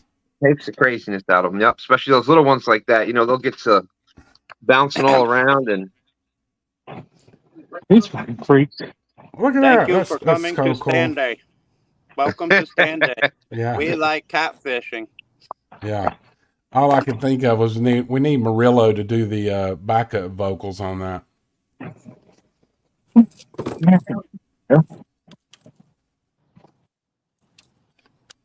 Miss Fishing. Rhonda posting the score update. Darn it. Y'all better get your weight up.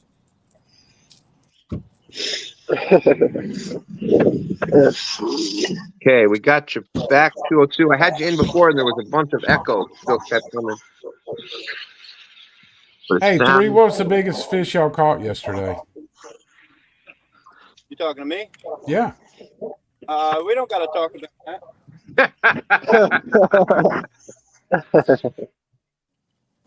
Oh, it was big. It wasn't the biggest your bait. We caught some nice bait fish yesterday. Yeah, pretty much. Now the biggest Isn't that one. something? The biggest one was. Go ahead. It's like, It's like that zone commercial. yesterday. I hear you, brother. That's what I'm talking about. Some catfish nuggets. Well, Well, we had venison and better cheddars. Oh, really? Oh, he was cooking on the boat. Oh yeah, Yeah, we were cooking grilling on the boat. steaks and everything. Oh, that's so cool. Yeah, we had some venison sandwiches, fresh grilled venison sandwiches, and some Wow. better cheddars. Well, we were on the boat from 4:30 in the morning till 4 in the afternoon, so 12 hours. That's a long time Yeah, on the you need water. something. You need something. Butterflies and sunshine is out there. Catfish fever. How's it going? Good to see you, Lynn. Stan, did I ever tell you the story about me and my dad? My dad and I fishing for almost 2 days straight. It was like, no, it wasn't 2 days straight. I apologize. It was we were probably fishing. We probably fished 16 hours, but it was rough. It was like 2-foot seas, and you're standing in the boat the whole time, and then you go home and you get in the shower and you lean your head back in the shower, and your equilibrium, is off, and you lean your head back, and then you just about fall out of the shower from being on the boat all day. Yeah, absolutely. That's why I was talking about recently with I'd rather have some rain. It's the wind that gets you, especially out on the boat where that wind is constantly moving, so you're constantly your core is constantly working, just trying to keep your balance. So you get that wind, and then the wind, beating against your face and everything. The wind is what gets, but that's what gets me anyhow. I'm Yeah. You know, it's So you're saying you're working on your winter abs thing? that's right. That's right. The Yeah. longer you stay on the Okay, boat, the okay. more you're. There definitely needs to be a workout like that. And you know, a really, really cool item to keep with you at all times while you're outdoors, no matter what you're doing, working outside or whatever your activity is get you a little old chapstick and keep it in your pocket. Yeah. Hey, that was a Chapstick good one right will there. really, really help your world out. I'm telling you. Cooking on the boat. I have a whole new respect for STANday. Now Dan's got All right. Dan will do that with out on the trips, and he's got the little portable grill that he keeps right on the boat. Worked out great. Yeah. See Catfish Weekly in the house. Go, STANday. Thank you. Hey, don't get it mistaken. Just because I'm skinny doesn't mean I don't like to eat. I ain't gonna turn down a better cheddar. How you doing, Lyle? All right, let's set up. Did you see Shade Tree's catfishing comment? I didn't know if you put that up there or not, Stan. This one. Yeah. Sometimes I sit at the entrance to Walmart with a sign that reads, "Will work for circle hooks and sinkers." Oh, that's funny. That's right. That's right. Good to see Catfish Weekly in the house. How's it going? Absolutely. Every Monday night at 8 p.m. Ooh, Lordy, I don't think that was going to be 8 pounds. That one's a little bigger. He's having a hard time getting that out of the rod holder. And of course, it's his rig. Oh, my two hook rig. Yep. All right, you getting another bite. I think it's this line. Is it in the line? Yeah, I think that one's in it. Nice. Yeah, this one's a little better than the last one. I think so. Okay, okay. FOA, baby. Uh-huh. Get your weight up. Of course, that's on. If that's on my rig, it's on the reel that he doesn't like. Yep. And that one always, whenever he's using that one, that one always seems to get the big fish. What is that? A PC Fun reel? That one is actually the Lew's Speedcast, which is basically the same reel as the Pisky Fun, except that it's about twice as much as the Pisky Fun reel. Okay. But it's got the same features. It's got the star drag, the quick star drag, the thumb release on the push button for the bail. Right. But I like it. But STANday is right. It doesn't have a lot of cranking power for your bigger fish. So Yeah, like Fish Head Videos is out there. Good morning. Good morning. So when you say cranking power, you're talking about the distance that the line comes in with one full turn? Pretty much. And go ahead, son.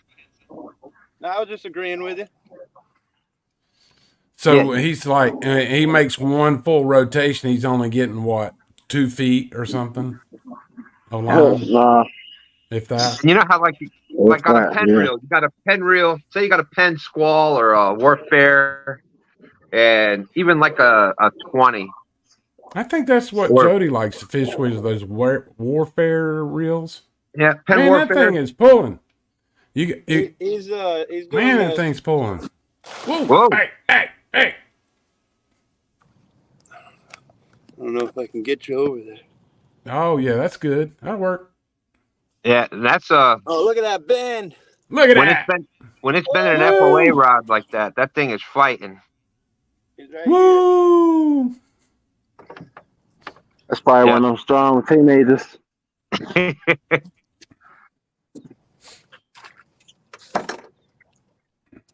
66 awesome people watching.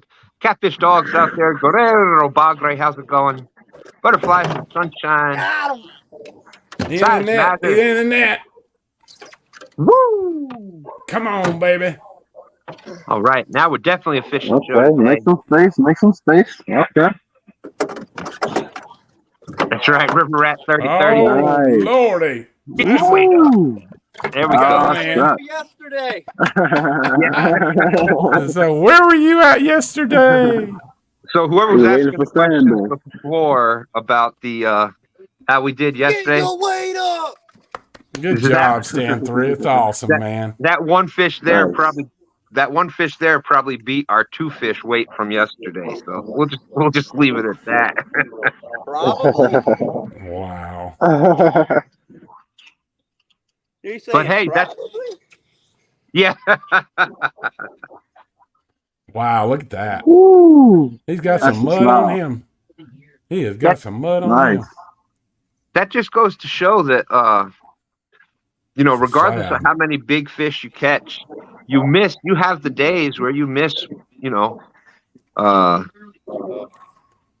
you get misses. You get the days where it's, if you went out and caught big fish every single day, you wouldn't Think want your to reel go. broke. I told you it was going. Okay, Oh, Pops. man. At the work, Sorry, Come on, it Pops. Lift- That reel, lift that up the reel's thumb. that reel's got to Lift go. up the thumb. Pull it up. Yeah. I mean, that's Oh working. I guess man. it worked. Isn't that what it's supposed to do? Oh, but son, we can get another 5 years out of it. Yep. It's still got 4 teeth left on it. That's right. What do you mean we need a new reel?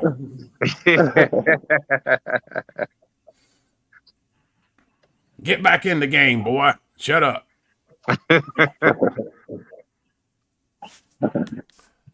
Yeah, that's And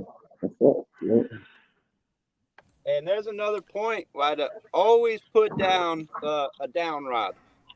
I got 8 rods cast out the back, and the one right here, right under the boat, gets the big one. Uh-huh. and this happens time after time after time. If you don't have a down rod, I think you're missing out. If you fish from a boat and you don't have a rod a down, for those that don't know what a down rod is, it's basically here I am. You ever get so used to doing things? I don't even have my camera on. We still got Stand 3 on. We still got Stand 3 on full screen, and I'm sitting here trying to. I'm talking with my hands here like this. Well, I'm talking with my hands trying to describe what a down rod is. But basically, a down rod, it's a rod that it's going right underneath the boat. You want to put it pretty much parallel to the water.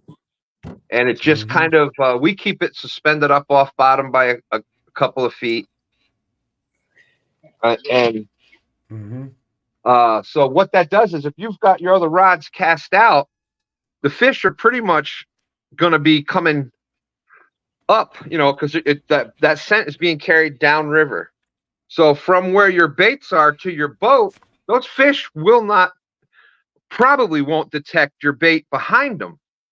So by putting that bait down directly straight down from your boat, now all those fish that are between your boat and your bait, they get that scent and they come up to the boat. So you're missing opportunities. You're missing fish if you don't have a down rod, at least one. We always try to have 2 out, 1 on each side. He took the lower one. We were saying how Hey, Stan, he's in Mr. the mud. Crowley said hey. God, get off, fish. There you go. There's Lyle, Catfish Weekly. Cindy catches a high percentage of her fish on a suspended rod right off the side of the boat. There you go. Come on, man. Jody's saying the same thing out there. Yeah, and that goes back to what we were talking about earlier with the tackle. So, and even Stan 3 mentioned this in the comments when we were talking about that, was to use an egg ball sinker when you're doing on those down rods. And the reason you do that is so that that you don't get all this sway in the line. So the water is going to flow around that egg ball sinker. It just flow right around it when you've got current or if you're drifting in the boat, and it's not going all crazy. Like if you had a flat weight or a pyramided weight, and it goes back to, you know, years of experience and what you want to use for doing that kind of stuff. And, you know, Stan mentioned too about having a flat rod. So that rod comes out flat out of that rod stand. If you have a rod holder, they'll do that. They make different rod holders for different positions.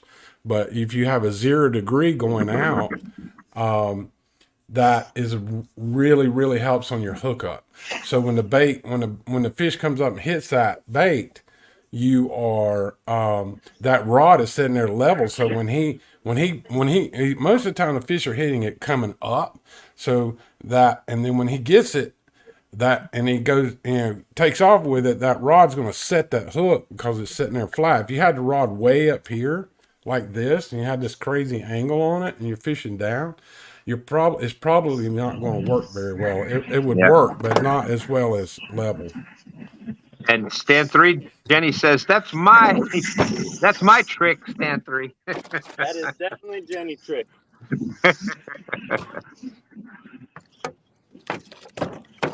Do we have any guesses on what we got going on here? That fish is mad. Oh, wait. Yeah, he's not happy. You wanna do that scenario with the measuring it in the fishing line like you was talking about? Yeah, man, let's do it. We can, if you want to do that. Let's do that. I don't got the scale, so I can do the measuring board and then get a measurement around it, and you can explain all that. Perfect. Yeah, and yeah, I'm sure you need to take a picture for the new monthly tournament. I don't think there's anybody in it. Oh, okay.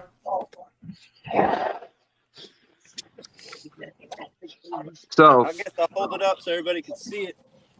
I'm going to put it back on full screen. Solo layout. There you go. Yeah, somebody get a screenshot. Yeah, that's beautiful. Beautiful fish, man. Big healthy fish. Look at that. There's a big old paddle tail on there. Yeah. Beast. That one I caught yesterday had a bunch of damage back there on his tail. I don't know what he was caught up in rocks or something. He was all scratched up back there. Muscles on that thing. Yeah. Awesome. That's a beautiful fish. Nice. Yeah, stopping, young gentlemen. I know, Jenny. I know we needed that yesterday. Okay, so what he's going to do is, how many times you heard people, I caught my monster fish, could have been my PB, but I didn't have a scale with me. Well, even if you don't have a scale or a tape measure, what you do is you can take all you need is its length and its girth, even if you figure it out later at home. So you can take a piece of fishing line. Yeah, that's a formula. I'm just going to use this piece of rope. Or rope, anything. There you go. Rope's even better, but he's going to lay it out. He'll lay it out, and you get the length of the fish. And you don't want to go from the. It's supposed to be flat on the ground underneath the fish. That's how you get the correct length. Like if a game warden ever, go ahead, sir. I don't know how much you can see. I'm going. It's just like a quick in the boat. You ain't got nothing. I'm measuring from the nose to the tail. It goes to the tip of the tail. Yeah, I got my mark. I'm gonna measure it on my bump board here. That says 43. 43. All right. So now, ow! Don't hurt me. Now you want to go like in between the pectoral fin and the dorsal fin, kind of right around there seems to be about the fattest part. Yep. So you get a measurement around the fattest part. If you take a rope or a string, a fishing line, whatever, you always have fishing line when you're fishing, and you measure, just knot it off if you have to. So so when you get home, you can take that and you measure the length you get its length and you measure its girth. Use your string that you had when you're out there, and you'll be able to get an estimate on how much it weighs, 31. Rather than saying how much. About 31. 31. Yeah, and if I didn't have my measurement board with me, like he was saying, I'd just hold it right there and tie a knot right in that spot. Then when you get home, boom. Then I get home, I know that's my girth from my knot to the end. You can get your measurements. Heck Ain't gonna yeah. help you in a YouTube tournament, but it'll help just so you know. That's right. And that's what it's all about. You know, we go, I really feel like that the simpler that you can keep fishing, the better off you are. And this is one of those simple tactics that you don't, is that not saying that you have to have the latest and best gear, and not saying that you know, I'm not saying anyone can't afford, you know, a sling and a weight and all that kind of stuff. It's just, this is ideas that are priceless, and it comes from years and years of doing it. Okay, so That's Get awesome, back in the Stan. dips. He's going back alive for somebody else. There you go, Austin. You catch him later, buddy. Oh yeah, they'll be back here. They'll be out here tomorrow night live. Yeah, Fishing Fever says great work. Great work, Stan 3. Thank you, thank you. Yeah, size matters. Andrew in the house and great info. Lance, McCoo guy, in the house. There was a comment up here, back up here, Stan. I was going to see if I can go back and find it. Some YouTuber in Texas. It was something about asking about an example. Oh yeah, yeah. Hey, make sure you guys go talk over the formula. Oh, okay. it's linked. Oh, go ahead. No, you talk about, tell all the numbers. I never heard what the math was. Well, it's I will take it off the solo screen again now. It's linked times girth, and you divide that by 800. So it was Length times girth times girth. and 43. What jumping? Oh, he says bait fish jumping. Hey, Stan, I've got my phone here. Let's type it in. all right. What was the 43 What was the length? 31. 43? I All think right, I showed 43 them is, other than one. is it 43 the length? Yep. Yes. All right, 43. About 31. So now you multiply by 31 and then multiply by 31 again. Okay, that's 41,323. Then you divide that by 800. 800. 51.65. Rhonda's way ahead of you. Look, Yeah, that's about right. I was guessing about a 50 pounder. Yep. Nice. Perfect. So there you go. And that's how you figure out. And it's accurate. pretty accurate. It's within pounds. So for somebody that's caught a big fish and you're like, oh man, that could be my PB, and you want to have an idea. Plus, that's so much better for the fish than putting all its weight on a scale and trying to mess around with it. And then you get the link, you measure around it, and you're good to go. Like that's the best for the fish. It's best for everything. So I want to know who figured that formula out. Like, how'd they come up with that?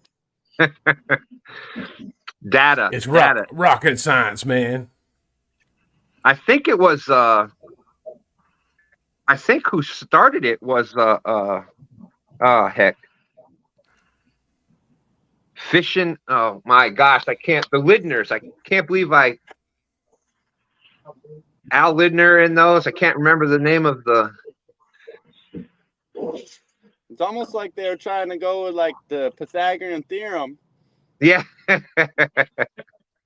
But It's just basically, weird, the 800 out of nowhere. Everything else kind of makes sense. It's the random 800. Like, how did they figure that number? I know it. Did it take 799 wrong tries? Yeah, right. But it works. Like, we've done the math. We've done it a bunch of times with a bunch of fish, and it's usually right close, within a pound or so. I guess I should get that bait back down there, huh? Let's see. NASA did it. There you go. It was probably a rocket scientist or a science rocketist, one or the other. Or that Neil deGrasse Tyson or whatever his name is. Yeah. Austin says JG needs one of those free calculators with the huge numbers on it. Yeah, I need one of those red fox calculators. There you go. When your scale batteries go dead and you hook a pig. Yep. That's exactly right. That's exactly right.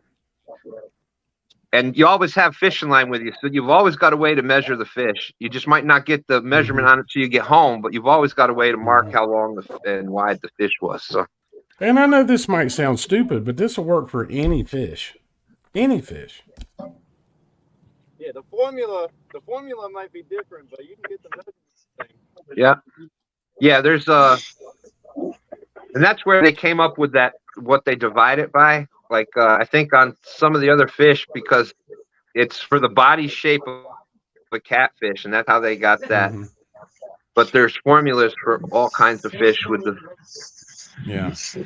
Hey, Stan, I'm gonna put my phone up here in front of the camera. Maybe you can go full screen, then people can screenshot it if they want.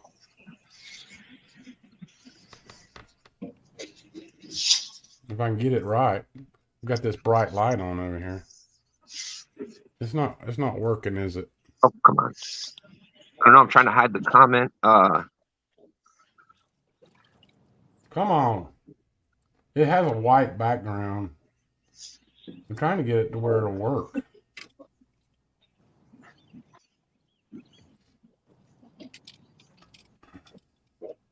That's probably about the best I can get it.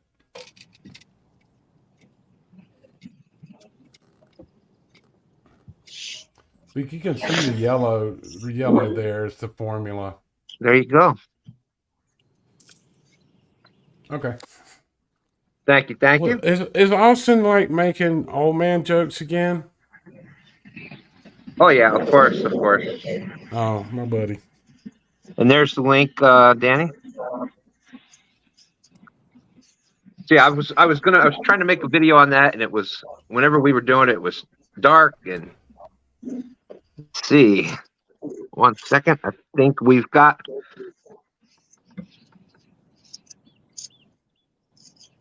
Here we go.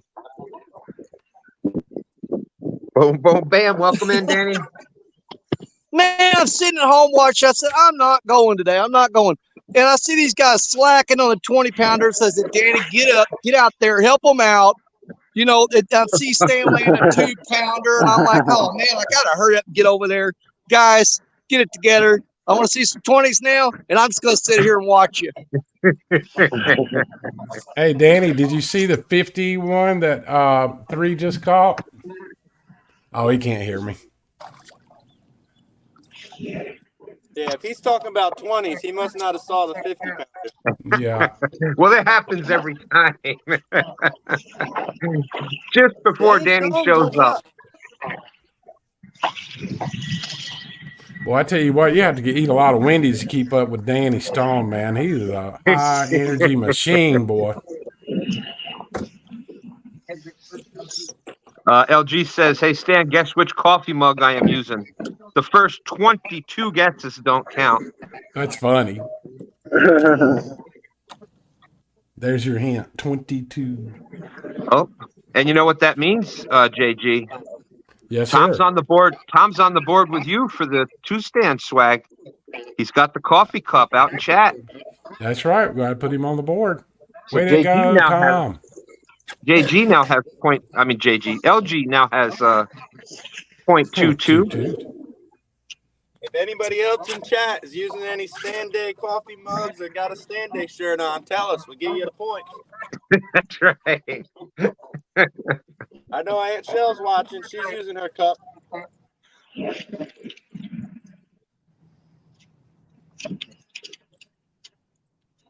There's the killer score logo. update. Thank you, Rhonda. Stand 3 with 53.87 so far.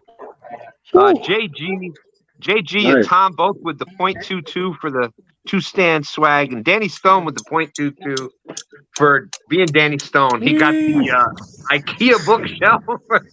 Hey, Deer head. did I get my .22? Up. Yes, sir. Stand 3, .22 extra. All right, that'll put him at an even. Let's just put him at an even 54. There you go. Poor stand 3. I gotta take what I can get, man. Hey, you got to use your. You got to use all the tools you can have. That's Get right. the advantage on the competition. Shade Tree says Danny looks like he is 4 foot tall standing next to Black Betty. Yeah, that Black Betty's a 16-foot rod. So what you're saying is that he looks about as tall as hooks and hammocks.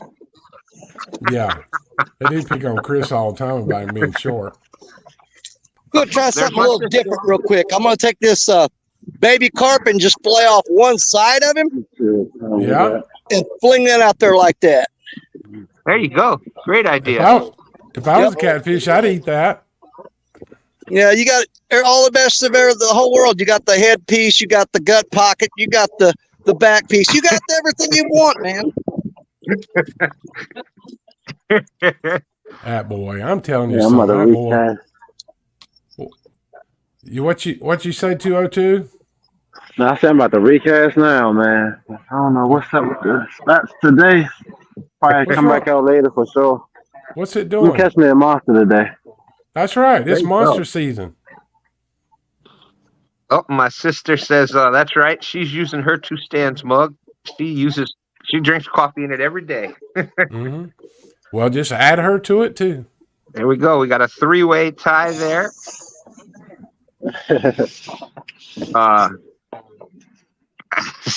Catfish dog says I'm using my new catfish dog I got from my daughter. Can I get a bone?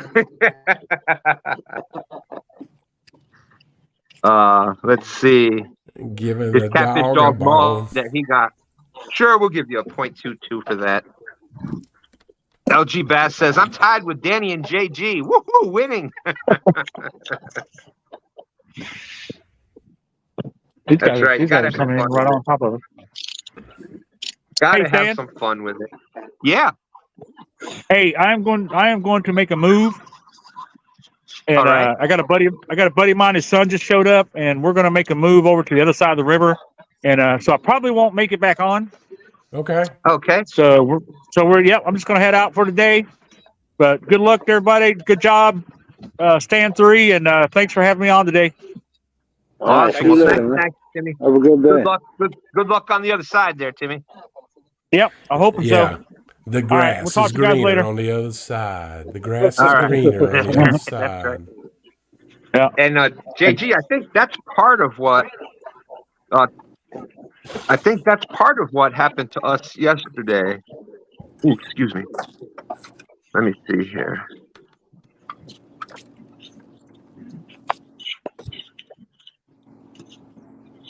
I'm trying to get this.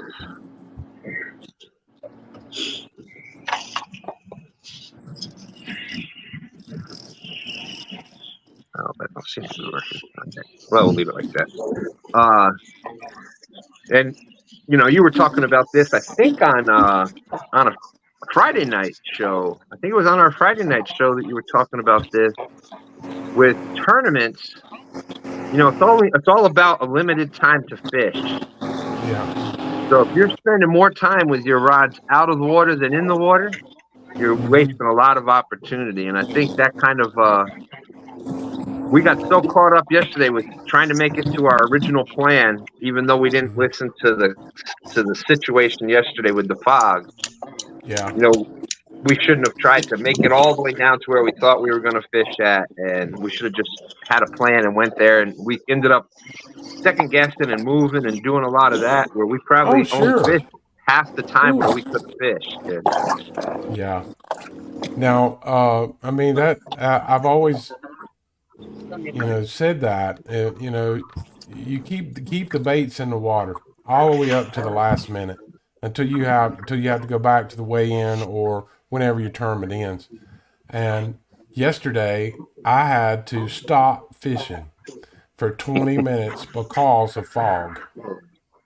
Thank you, And Ron. it was a safety issue for me. I mean, if I'm out in the middle of the channel and I know there's 300 boats out there, people fishing, because I was in the middle of a Southeastern Catfish Conference tournament, fishing Saturday on Lake Riley. So I knew, and then when you can't see your hand in front of your face, it's time to get somewhere out of the way so people don't run over you. So, but you're right about that, Stan, the second guessing. And another thing a topic that comes up in my mind, oh Lord, thoughts by JG.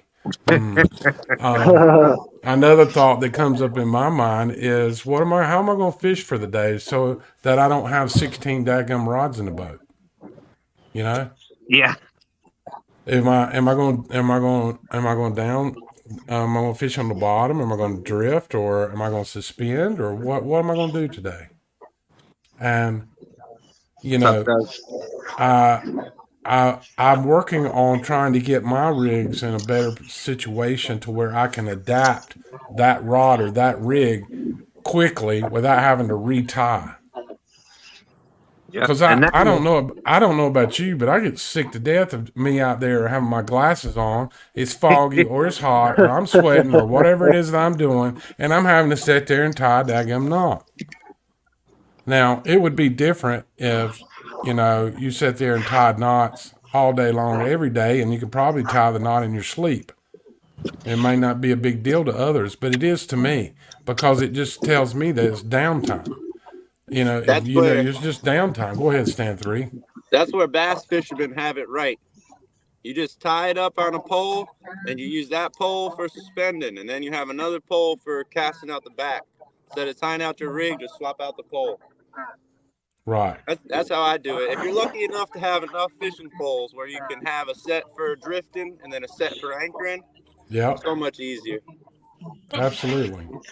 But what I was saying, STANday, was being able to do an adaptation from your drift rig to a down rig or a bottom rig with being able to just simply remove the float or however, so you can adapt up to that situation without having to retie the rig and carry 16 rods. Yeah. Shade Tree is saying, you say 16 rods in the boat like it's a bad thing. It is a bad thing. The mess is in the way. You're stepping all over rods everywhere, and you're breaking eyes off of rods, and no. I really think about that. And something that I did in my boat that really made a difference for me is I have upright rod holders in the boat. So I have 3 on one side and 3 on the other side. So when I travel, Go ahead, JD. No, go ahead. So I have these upright rod holders, and I have 6 in there. So I limit myself to about 8 rods. So I'll put 6 in those holders, and I can lay 2 down on the side there beside of me on the seat for a backup rod. Like if I break a line off or something breaks, I've got another rod laying there so I can get the bait back in the water.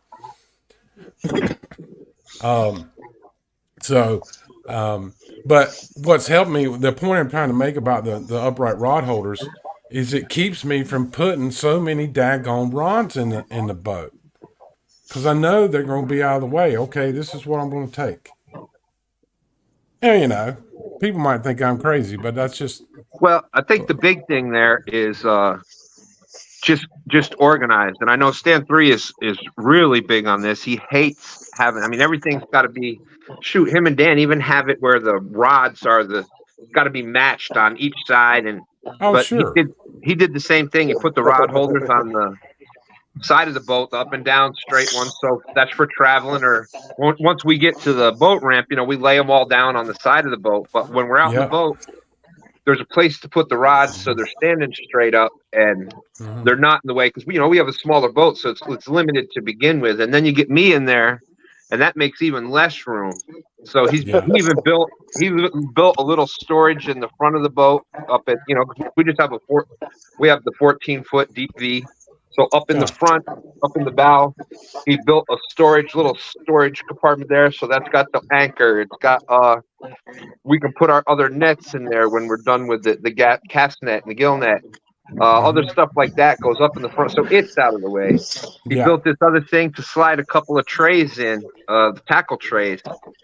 You know, the normal boxes that we tend to keep our fishing gear in. So it's got some hooks and stuff, and he's got a couple spots where they just slide in. So Lord, we could write a book about boat organization. As a matter of fact, there it is right there. She was showing it right there. Down just a little bit. Son. Yeah, you wait for me to pick it back up. Sorry. But there's the box, and he uses that also as a cutting board and different things there. So that's out of the way. So even with that, even though it's only a little boat, we've got all that open room in the center, and we try to keep it like that. Yeah. A lot of room for activities, huh? That's thanks to the Stand 3. Yeah, you know, so. Mm-hmm. And you even got the child playroom floor in there too. You know, when the kids come on board, they've got Mr. Twister board or whatever they need there. That's right. That's right. I had my eyeball on that ever since I bought that mat. I knew I was going to steal it, put it in the boat. Oh Lord, that enticed the children to get in the boat. Look at this fun playground that we have in here, kids. Come on. Well, I think it was more so that his dad didn't fall on the slippery wood. So. Oh, absolutely. And he knows that I am going to fall, so it's a softer landing on those pads. Yeah. But no, they help with grip. Plus, each one of those pads is about 12 inches long. Yep. So we know about how long that fish is when we lay it on. Hey, Stan, here, I want to show. I've got some over here that I use for different situations. Let me go grab one and I'll show it to you. All right. I'll be right back. I might have to unplug my headset, but I'll be right back. Okay. There we go. Got that back. All right. Loosely loose. What did I do here?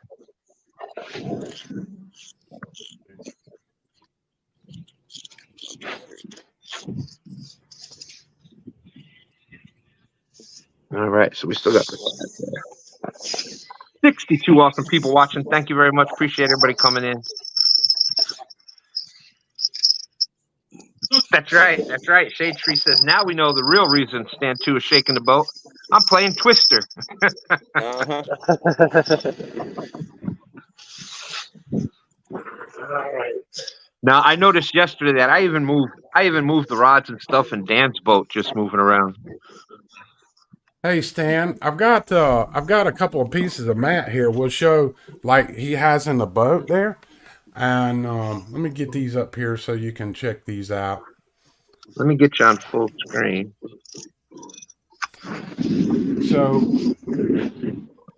So here's one. This is like a little outdoor. You can buy the. So what this is you know, you can see how thick it is, and it has like these little interlocks. Yep. And this one here is a 12 by 12 inch. There you go. You can put this down for whatever, but this is kind of similar to what Stan has in his boat. And I tell you where I find good deals on stuff like this is these things aren't super cheap. I mean, they're not expensive, but you can usually buy a set that's like a 10 by 10 or whatever, do a 10 by 10 room or whatever, and $40 or something. And then they make some bigger ones too. And what's really cool about this is that you can cut this to go around your little grooves or whatever in your boat, and it's just really easy to put down. You're not stressed out about stuff. Let me here's a bigger one. Now this one, this one's been around a little while, so can you see how big this one is? Oh yeah. Yep. Yep. So, and then it has like a little groove on the side that makes a square edge. See where it snaps in the locks and makes a little square edge. So you can really customize with these things. Now I use these here in the studio for setting amps. I set amps on the floor, or if I have a heavy piece of equipment shows up or something, we can just put this down and not damage it because I have hardwood floors in here. So, and then I tell you something else I do with these big ones, like these 4 big ones. That's really cool. Is I go camping. Usually, maybe once or twice a year or something with some friends of mine. And I use those bigger ones. So I get like 4 of those and I put those inside my tent. So when I go tent camping, I'll put those, that's my floor, like, when you put out a tent, you're on rocks or whatever. I mean, I try to rake that stuff out, whatever, but that's really cool flooring for like changing clothes and your bare feet and all that. To get you a couple of those and throw them in your tent. There's 1,000,001 uses. 1,000,001. And that's why they work so great in a boat, because you're spending all that time in the boat, and that's definitely much softer, and also that's a lot better. You see how we do it when we land the fish? We get it in the boat and put it down. Well, if you've got a lot of times the carpet in a boat and stuff is not good for the slime coat on the fish. It'll rub a lot of the slime coat off. So the rubber on that is a lot softer and a lot safer on the fish itself too. And you could just take those mats out and pop them out, throw them down in the driveway, hose them off, wash them off, brush them. A lot easier to deal with, and carpet in a boat is out there. Rough. Yeah, I didn't even glue these things or screw them down or nothing, and they staying in. Yeah, STANday put a lot of work into that little boat, and it's it works great. It's a great boat to fish out of.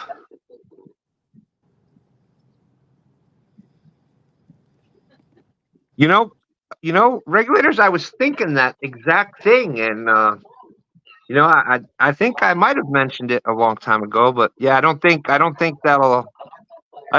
person is going to be putting them on the carpet in a Ranger boat. Just saying, I don't think the friend's going to go for it.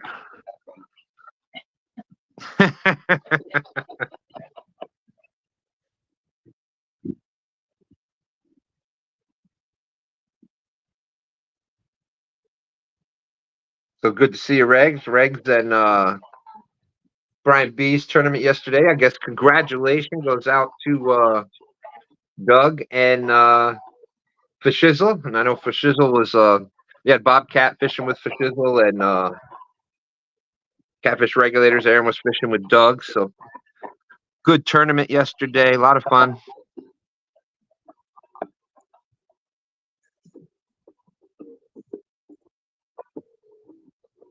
There we go.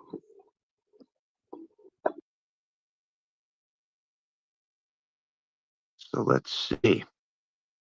We are at 11:27. Guess what, son? 33. We got 33 minutes left.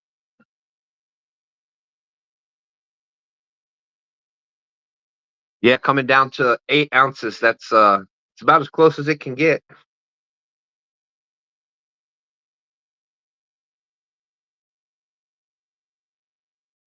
And then it's, decisions on which fish to keep and not keep. And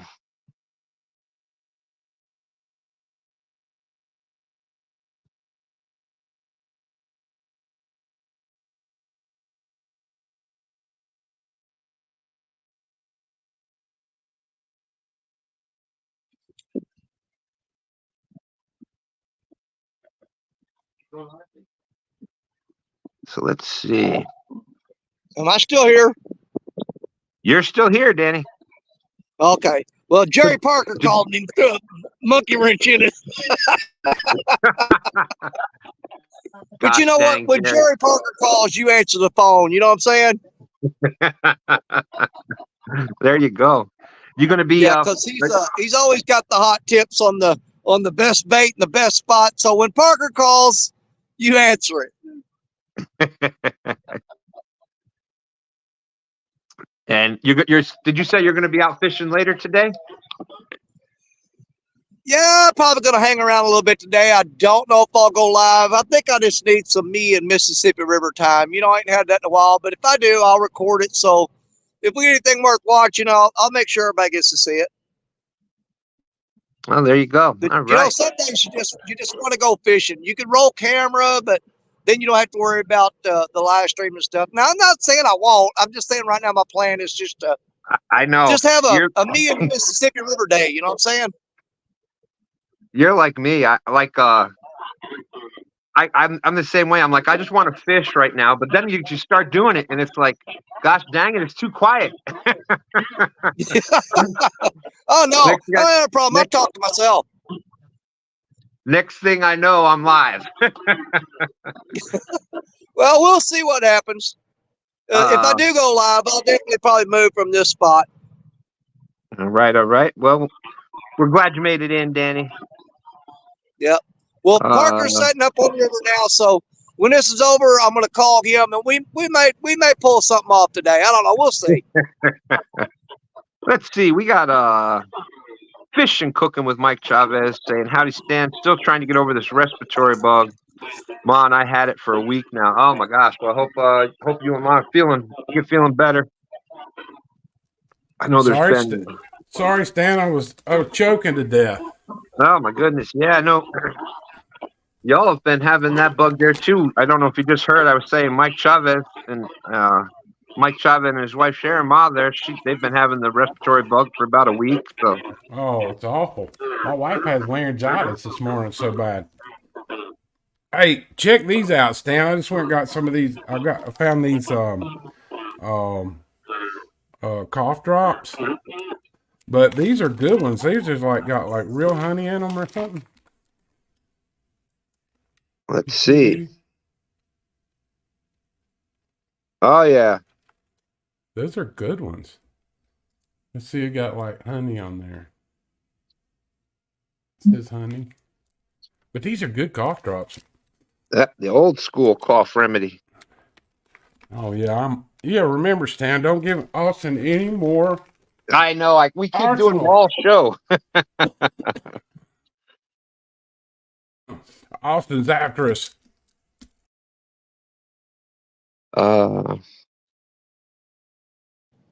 Hey, since we're on here, you got any more information for that the STANday tournament? Not completely, but it looks like next weekend. Yeah, let's do it. Let's set it. Yeah, pull the trigger. It looks like next weekend we're going to be doing the STANday tournament. So it's open to fishing league.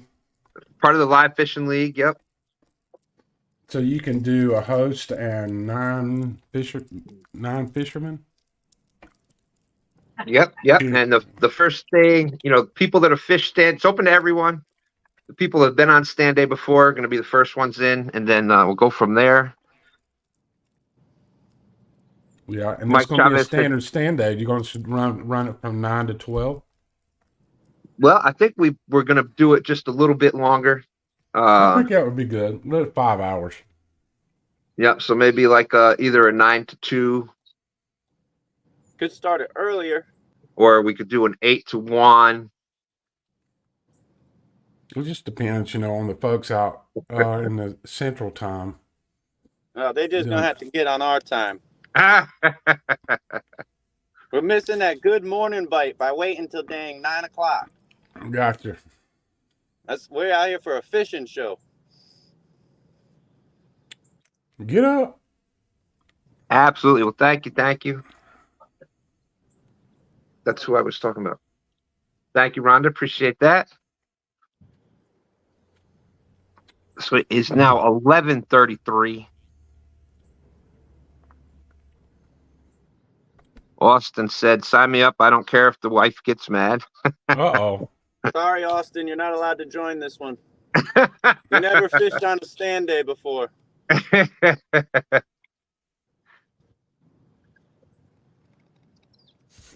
922 Crappy Barbecue says, JG getting personal.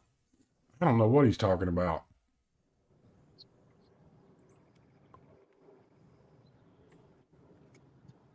Hey, Catfish Cameron's in the house. How's it going, Cameron? Good to see you.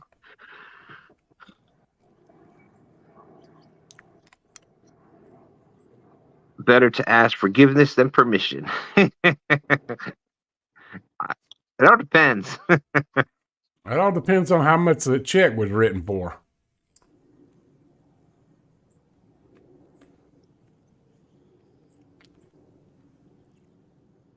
Jody's saying, no, I have another baby shower next Sunday.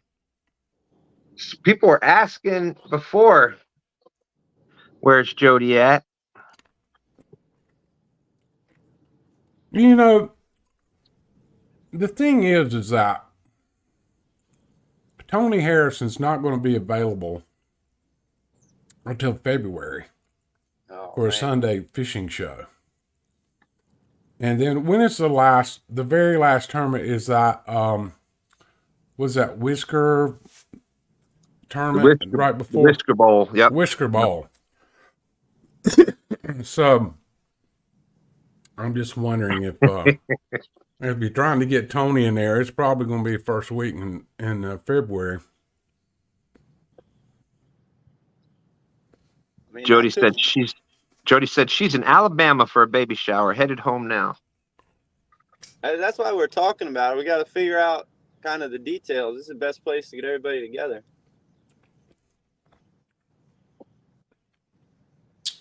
That's 2 people that won't be able to do it if we do it next Sunday. Yeah, and I know Tony will really enjoy it, but I don't have a dog in this fight. I mean, I'll keep my mouth shut, but I know y'all really, really appreciate what Tony's done for STANday over the last year, especially. And that's been the problem with trying to get it set up. Is it was Mac, I'm not forgetting about you.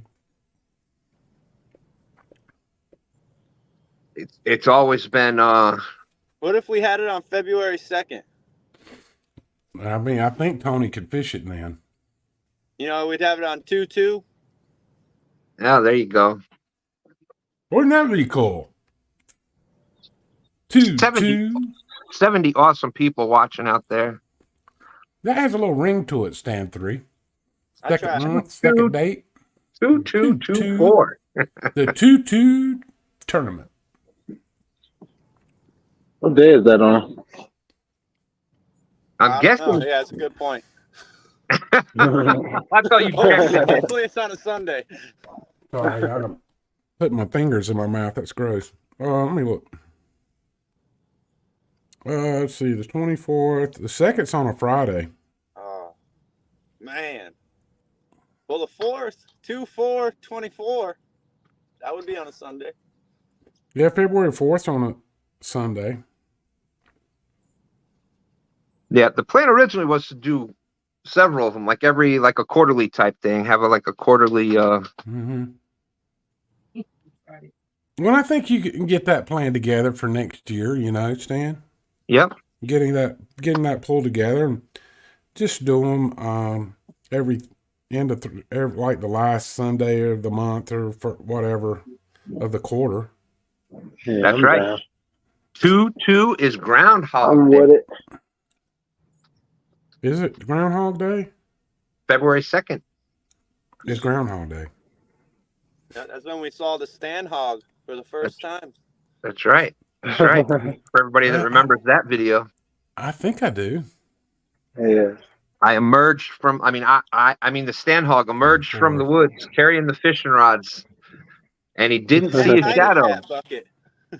So Stan, That's right. you know, if you did, you know, just looking at the calendar, I mean, it would be easy to go down through and hit every 3 months. It'd be like March 24th and June 23rd and September 22nd.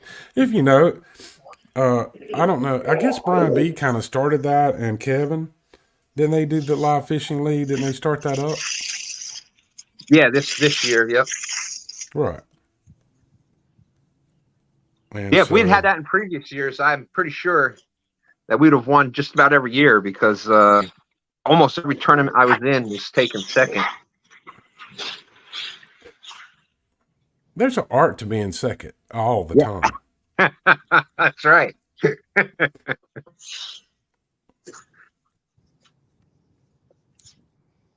So I have to ask, since we've kind of calmed down a little bit, what's everybody having for Sunday dinner? Let's see.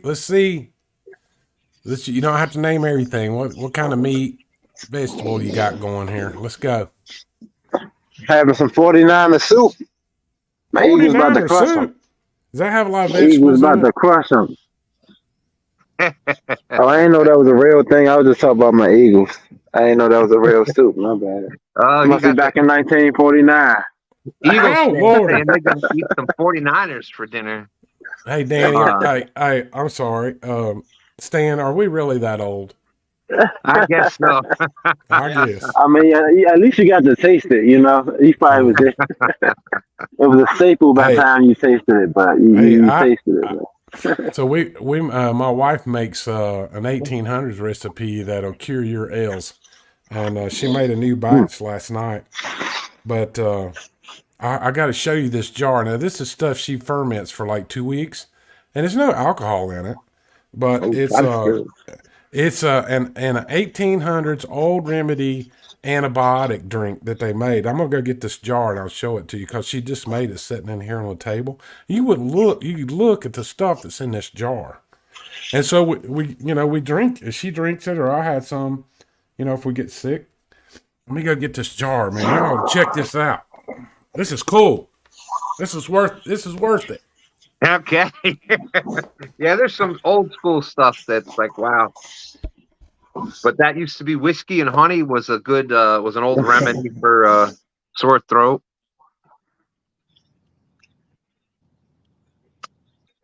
So we got Doug out there, Lance McCool guy, 922 Crappin' Barbecue, LG Bass said they're having a pot of chili. Oh man, I could go for some chili right now. That'd be good. That would be good. Maybe we talk Jen having chili tonight. Maybe we could talk Jenny into having chili tonight. That's a good idea. From JG. Chorizo, potatoes, and eggs. Scrambled together with corn for cheese. That sounds good, girl. I ain't lying. Man, that just made me want some choy pollo. Hey, Stan 3, check this out. Oh man. That'll clear your sinuses up. Yeah, so this has oranges, garlic, lemon, red peppers. There is. So she makes this up and lets it sit for 2 weeks, and then you can drink it. But it's all natural. All natural. There's oranges in here, but it's a all natural old antibiotic that you were buying from the salesman that came down the road. You buy these elixirs. So this is not alcoholic. This doesn't have any alcohol in it. You ain't got to lie to us. It doesn't. I'm going to lie to anybody. I'm just kidding. Somebody said you went to the witch doctor, JG. Yeah, well, my wife is she's Cherokee Indian. So she knows all about this kind of stuff. But I thought I'd share that with you. I mean, it's got a lot to do with fishing, but everything we need is already here. So the little all this things, man-made medicine, not even right. Yeah, the little things that make such a huge difference in your life, and just keeping. My thing is just keep it simple. And you try to go to the doctor's office and explain to a doctor what's wrong with you, and then it costs you $2,000 for them to run 3 or 4 different tests just to figure that out. That just doesn't seem very fun, when you're a middle-aged person like me, and you're trying to, you got a little health issue or whatever, and but we can all be educated and be smart about what's out there and remedies. There's a whole bunch of books out there about remedies and different medicines and what those are derived from. So, educate yourself. If you got a certain feeling or something doesn't feel right, just check it out and find. There's ways to make medicine, but you got to be careful about that. That looks great, Missy. Thanks for caring, man. I appreciate that, JG. But at what point do you stop being middle-aged, JG? Sir? You sure you still in the middle-aged phase? Oh, me? Yeah. I'm 57. I thought after 55, you know. Oh He my calling you goodness. an old man. He tried to call you an old man, LG. Yeah. He's calling us old. I'm messing with you. Yeah, Stan 3 and Austin have it. They give me and Stan a hard time. I mean, you always Them pulling old out man, the them time old man in capsule. the boat. Old man in the boat. That's us. We got River Cats Tackle out there. How's it going, John? Good to see you. Thanks for coming in. So Hey, that's it's nice. It's nice when I take the old man fishing with me. We get a special parking spot at the boat ramp. Oh, Daggone right. Woo! He got you there. He got you there. What's the time? What's the time? oh, we got 15 minutes 15 left. minutes. We got 15 minutes. Danny Stone, you out there listening? Do what? Talk to me, Danny. Tell me what you're thinking, brother. Thinking I should stay home on the couch. Come on, man. Oh no, man, I was gonna be out here no matter what. You know me. If it's a weekend, I'm on the river. Well, we sure enjoy watching you on the cameras, man. It's a lot of fun.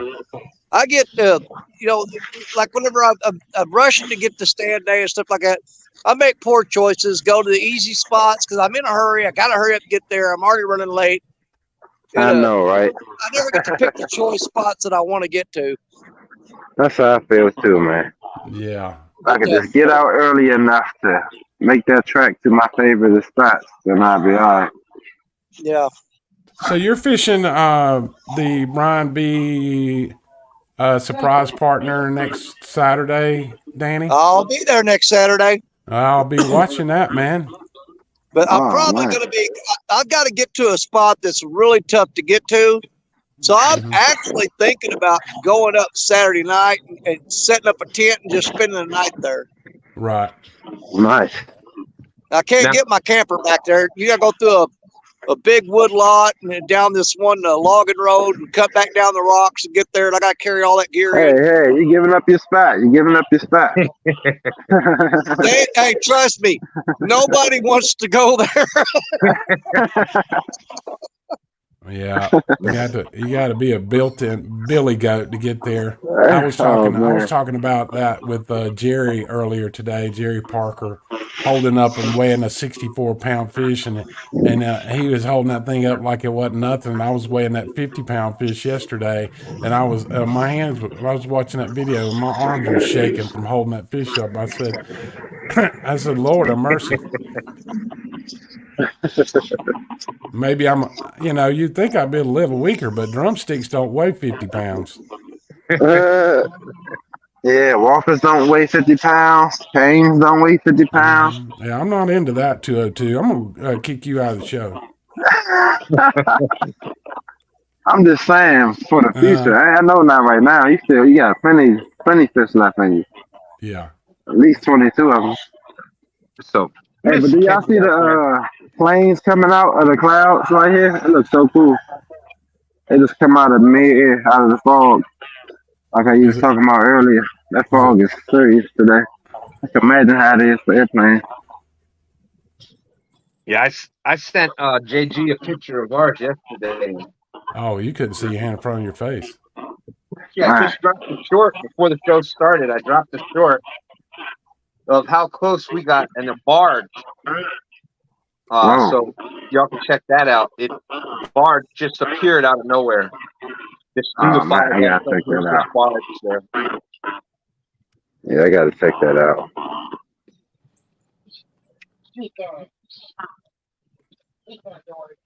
Austin said, keep lifting that jar of elixir for exercise, JG.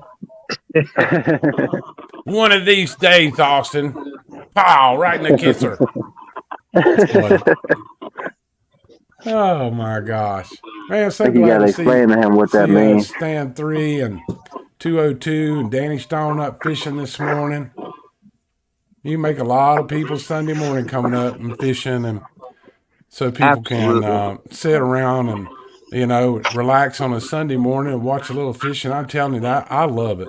If you like to fish or you like to go outdoors, and being able to get up on Sunday mornings and have coffee and sit down and watch STANday is an absolute treat. I highly recommend it for therapy. Well, thank you, JG. That's true, man. That's why I had to get involved, man. I was like, man, this is great here.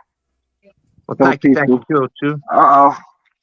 Finally. Are you serious? I'm going to have to wait for this one, y'all. I do not want to miss it. Uh-oh. He on there.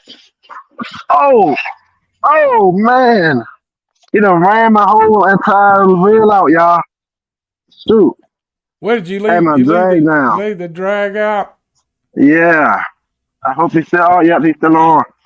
You know what they call that 202? That's called sloppy when you got to be a fishing. master right here. That finger work, man, got it. Got it. Nope. Oh, he's still pulling. Come on, buddy. Snap me off. Come on, get some line on that reel. I'm trying. Come on. You're not giving me no time right now. Hey, hand line it. Just hand line it in there. If it was back in the day with you, and I had that skill with the pistol that you roll like that, the revolver, I'd be good, man.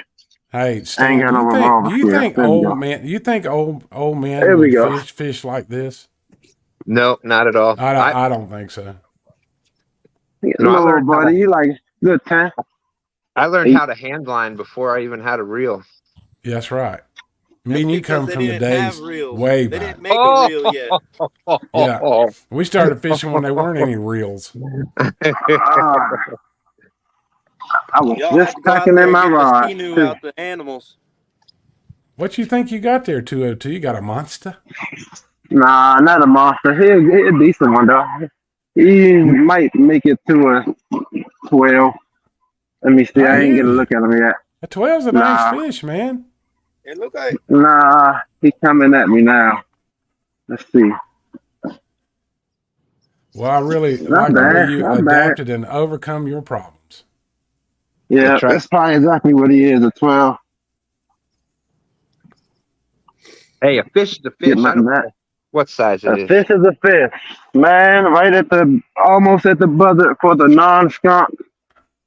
That's right. He made it look easy, too. That's right. Made it look easy. That's important stuff. That's a nice fish, dude. Yeah, nice one. It's not bad. Look at that. He grew up a little bit. That fish got bigger. Perfect hook set. I ain't got my gloves or my clampers today. You got any hacks for that? Yeah, put your thumb in his mouth and get the hook out and let's roll. That's how us old guys do. That's old dad stuff, huh? Come on, goddammit. You ain't got time for that. Well, I tell you what, if you grab his bottom lip, grab his bottom lip and put your thumb in his mouth and push your 4 fingers up into the jaw, right in behind the bottom lip, it'll calm the fish and he can't roll and shake on you. But you got to put some pressure right there. You know how you do with a largemouth? How you thumb the largemouth? The same thing. Yeah, it's similar the same way. All right, there we go. Yeah, there you go. Put some pressure on the bottom lip. There you go. And he won't do all that crazy. Oh, look at that, dude. That's a nice fish. Beautiful.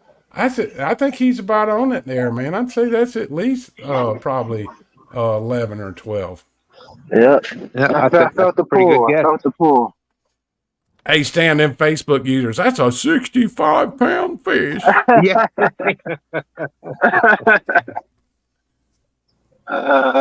It's my scale. I'm going to have to use the net because I don't got my clampers. I have to put them right back in the net.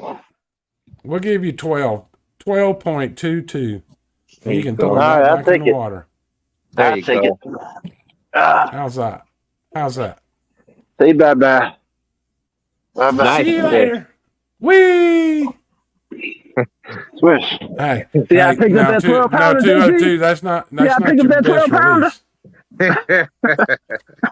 Now these catfish, people are gonna get on you how you release that fish. How I release that fish, I know. Yeah, that wasn't. You didn't do that with style. You got to get a little more style about that. You're right, man. I'm sorry about that. I'm sorry about that. Okay, here is the score.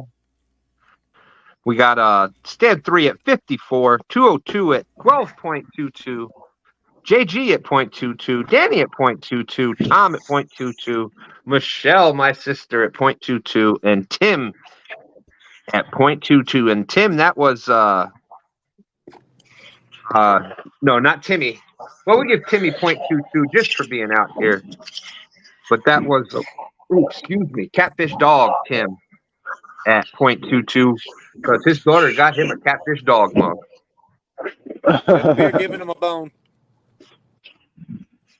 Size Matter says that's one way to release a fish. Swish. Receiver, that's some high velocity The CPR right high there. velocity CPR right there. Yeah. That only works if you put him nose first. Nose first. Yeah.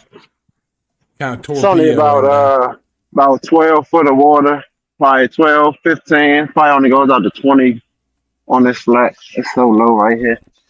Catch you another one, man. It's a good day to catch a monster. And that was a good fish, 202. Yeah, I'm gonna come back out later. I'll see if I can catch a monster. I'm gonna chum these waters up right here, and I'm gonna come back later on. 75 awesome people watching out there. If you haven't hit the thumbs up yet, if you're having a good time, just enjoying yourself out there, watching these awesome anglers up here, catching some fish. Please hit that thumbs up. It does help out the channel. Yeah, and listening to two old guys talk about fishing.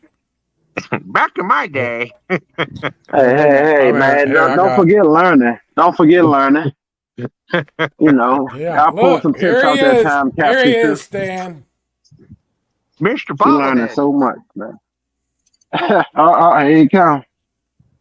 How's it going today, Mr. Bobblehead? Well, it's going pretty good, Stan, till I watched that boy throw that fish back in there, and that didn't work out too good. But I sure am enjoying the STANday and appreciate everybody watching. Well, that's good. I'm glad you made it. Glad you were able to make it up today. All right, Mr. Stan. Well, y'all have a great Sunday and enjoy your day and eat some good food. We will. We will. All right. We'll see you later. I'm going to go back over here. All right, Mr. Bobblehead. With no bobble. We got Jesse outdoors. Is it true that his bobble is broke? Mike Chavez. JG. We missed that one, 202. What'd you say? I said, is it true that Mr. Bobble's bobble is broke? He broke his bobble? You're saying his bobble is a bobble and a half off? Mr. Bobblehead's king of the old guys. That's right. He has the final say. So he was fishing with the string. Okay. Okay, then. Yeah, on his toe, tied to his toe. You bastard. Darn it, I was in second place. That's right. That's right. You just passed a whole bunch of people up into second place there, 202. There was a 1, 2, 3, 4, 5-way tie for second place. And you just flew right past everybody. All right, at the nick of time. That's how you make it look easy. You say there's a certain finesse to the second place thing. You said it earlier, you know. You can't just come out in second place. You got to build up suspense. You've been paying attention. Oh yeah. I'm a young guy, but I'm a good listener. You know, these new youngins, you know, they all up in their phones, but not on STANday. 2-minute warning. It's a 2-minute warning. Thank you, Steve. Thank you, Steve. Great show, gentlemen. JG, great job, coach. Keeping the conversation going. There you go. Skull Rush says you can't treat runner fish like that. That's right. Yeah. Well, we're only renting them. So we are down to the last 2 minutes. So before we get out of here, 202, anything you'd like to add? We got 2 minutes left. There's still the chance you still can get a fish, but we'll just try to. I'm gonna stand firmly at second place. You know, I'm planning on moving up or down in the weight class. I'm gonna just stay here.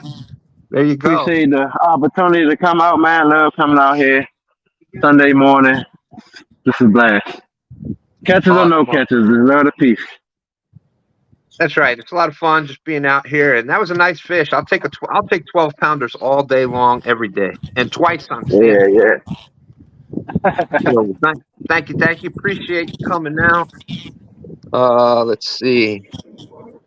Oh, hit the wrong button there.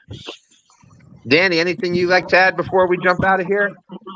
Oh, I come crawling in here last minute, just trying to get these guys motivated. That's what I do.